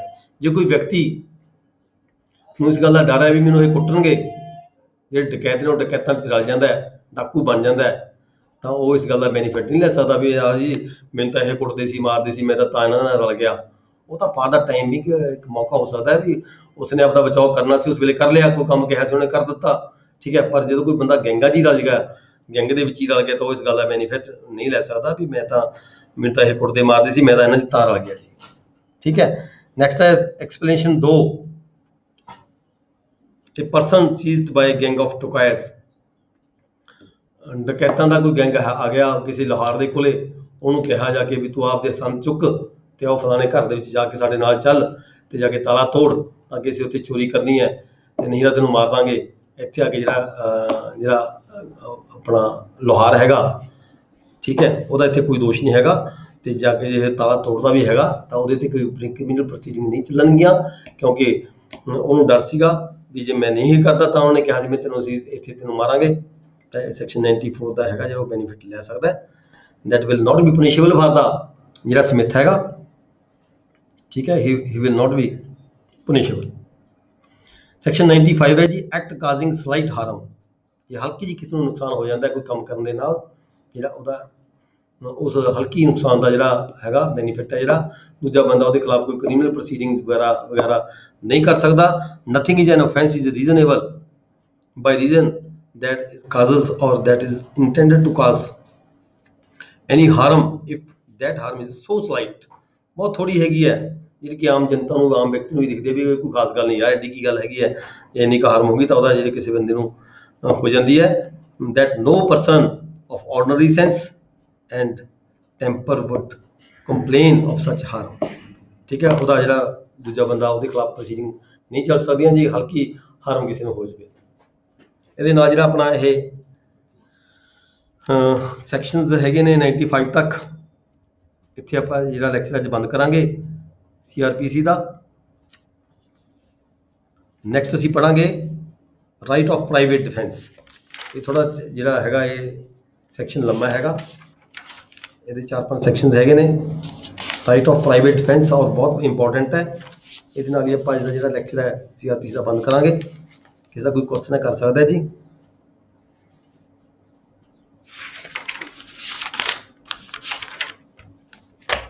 Hello, ਹਾਂਜੀ ਸਰ ਜੀ ਮੈਂ ਅਸ਼ੋਕ ਕੁਮਾਰ ਕਾਨੂੰ ਬੋਲਦਾ ਗੁਰਦਾਸਪੁਰ ਤੋਂ ਜੀ। ਅਸ਼ੋਕ, ਇੱਕ ਉਹਦੇ ਵਿਰਾਸਤ ਦੇ ਇੰਤਕਾਲ 'ਚ ਇੱਕ ਕੁਛ ਨਹੀਂ ਕੋਈ ਨਵੀਂ ਅਮੈਂਡਮੈਂਟ ਹੋਈ ਹੈ, ਮਤਲਬ ਜੇ ਵਾਈਫ ਦੀ ਡੈਥ ਹੋ ਜਾਏ ਤੇ ਉਹਦੇ ਹਸਬੈਂਡ ਨੂੰ ਜਾਂਦਾ ਕਿ ਸਾਰੇ।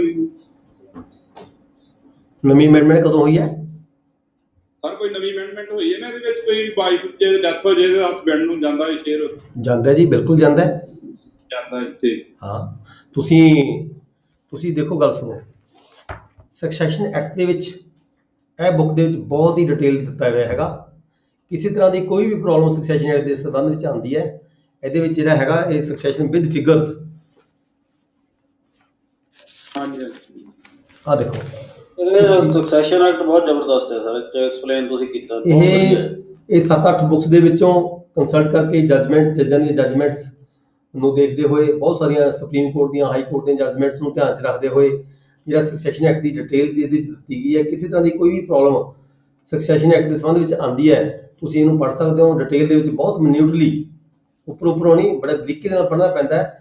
ਬਹੁਤ ਡਿਟੇਲ ਦੇ ਵਿੱਚ ਸਕਸੈਸ਼ਨ ਐਕਟ ਦੇ ਸੰਬੰਧ ਵਿੱਚ ਤੁਹਾਡੇ ਸਾਰੇ ਜਿਹੜੇ ਪ੍ਰੋਬਲਮ ਹੈਗੀਆਂ ਨੇ ਇਹ ਐਕਟ ਪੜ੍ਹ ਕੇ ਬੰਦ ਖਤਮ ਹੋ ਜਾਂਦੀਆਂ ਨੇ। ਇਹ ਸੈਕਸ਼ਨ ਹੈਗਾ ਇਹਦੇ ਵਿੱਚ ਚੈਪਟਰ ਨੰਬਰ, ਪਹਿਲੀ ਸ਼੍ਰੇਣੀ ਦੇ ਵਾਰਸ ਕਿਹੜੇ ਹੁੰਦੇ ਨੇ, ਦੂਜੀ ਸ਼੍ਰੇਣੀ ਦੇ ਵਾਰਸ ਕਿਹੜੇ ਹੁੰਦੇ ਨੇ, ਹਸਬੈਂਡ ਦੀ ਪ੍ਰਾਪਰਟੀ ਦਾ ਜਿਹੜੀ ਹੈਗੀ ਵਿਰਾਸਤ ਕਿਵੇਂ ਹੁੰਦੀ ਹੈ। ਆ ਭਾਗ 3 ਹੈ ਇਹਦਾ, ਵਿਰਾਸਤ ਦਾ, ਠੀਕ ਹੈ। ਇਹ ਬੁੱਕ ਦੇ ਵਿੱਚ ਬਹੁਤ ਡਿਟੇਲ ਦੇ ਵਿੱਚ ਹੈ, ਕਿਸੇ ਦਾ ਜ਼ਰੂਰਤ ਪੈਂਦੀ ਹੈ ਤੁਸੀਂ ਇਹ ਬੁੱਕ ਕੰਸਲਟ ਕਰ ਸਕਦੇ ਹੋ, ਠੀਕ ਹੈ ਜੀ।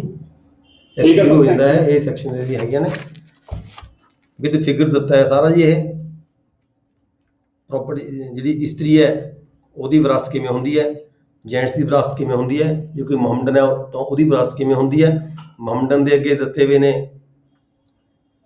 ਕਲੌਜ਼ਸ ਹੁੰਦੀਆਂ ਨੇ। ਠੀਕ ਹੈ ਜੀ, ਹੋਰ ਕੋਈ ਕੁਐਸਚਨ ਹੈ ਦੱਸ ਸਕਦਾ ਹੈ ਜੀ। ਸਰ ਮੈਂ